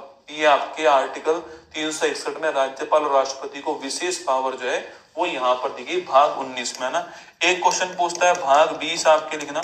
भाग 20 जो है आर्टिकल 368 की बात करता है। ठीक है, और ये संविधान संशोधन की बात करता है, कॉन्स्टिट्यूशनल जो अमेंडमेंट है इसकी बात करता है, आपको ध्यान रखना है ना। तो संविधान संशोधन जो है ये भाग 20 आर्टिकल 368 आपको नोट करने हैं। तो अब तक पूछूं आपसे, अब तक कितने हो चुके हैं, तो अब तक हमारे यहाँ पर 106 संविधान संशोधन हो चुके हैं। मैं आपको कल वाली क्लास में पढ़ाऊंगा। अब तक हमारे यहाँ पर 106 संविधान संशोधन जो है ये हो चुके हैं, आपको नोट करना है, भाग 20 आर्टिकल 368 है। अच्छा, हमने कहाँ से लिया इसको, इसको दोस्तों हमने साउथ अफ्रीका का जो संविधान है यहाँ से लिया है। ठीक है, साउथ अफ्रीका से हमने संविधान संशोधन जो है इसको ग्रहण किया है, ये आपको ध्यान रखना है। ठीक है, इसकी पावर किसके पास में, संसद के पास पावर है, इसकी आपको ध्यान रखना है। ठीक है, इसके पास पावर, संसद के पास पावर है ना। तो इसके बाद दोस्तों भाग 21 पूछूं आपसे, तो भाग 21 में आपके एक महत्वपूर्ण आर्टिकल है 370 आर्टिकल। ठीक है, जिसका कुछ भाग हट चुका है। जम्मू कश्मीर जो विशेष दर्जा था आपके, इसको समाप्त कर दिया है ना, इसे समाप्त कर दिया है। कोई पूछे क्या पूरा आर्टिकल 370 हट चुका है, नहीं हटा है ना, पूरा नहीं हटा है, उसका कुछ विशेष भाग हट चुका है। जो काम का भाग था वो हट गया, बाकी आपके बातें फालतू की बात बची हुई है इसमें ना। जैसे कि जम्मू कश्मीर के बाहर के लोग प्रॉपर्टी नहीं ले सकते थे पहले, अब ले सकते हैं। जम्मू कश्मीर में कहीं भी आप लोग घूम सकते हो, अब घूम सकते हैं। तो ये सारे नए प्रोविजन वहां पे जुड़ चुके हैं, ये आपके यहाँ पर। तो ये भाग नंबर 21 है, इसका नाम है अस्थायी और संक्रमणकालीन उपबंध। ठीक है, ये टेम्परेरी है, इसी बेस पे हटाया था इसको, अस्थायी और संक्रमणकालीन, आपके संक्रमणकालीन उपबंध है। यही आपके आधार बताया था कि भाई ये अस्थायी है और इनको हटा सकते हैं ना, टेम्परेरी, इनको हटा सकते हैं। ठीक है, भाग 21 है ना। तो भाग 22 जो है, देखो हम अंतिम भाग कभी याद ही नहीं करते।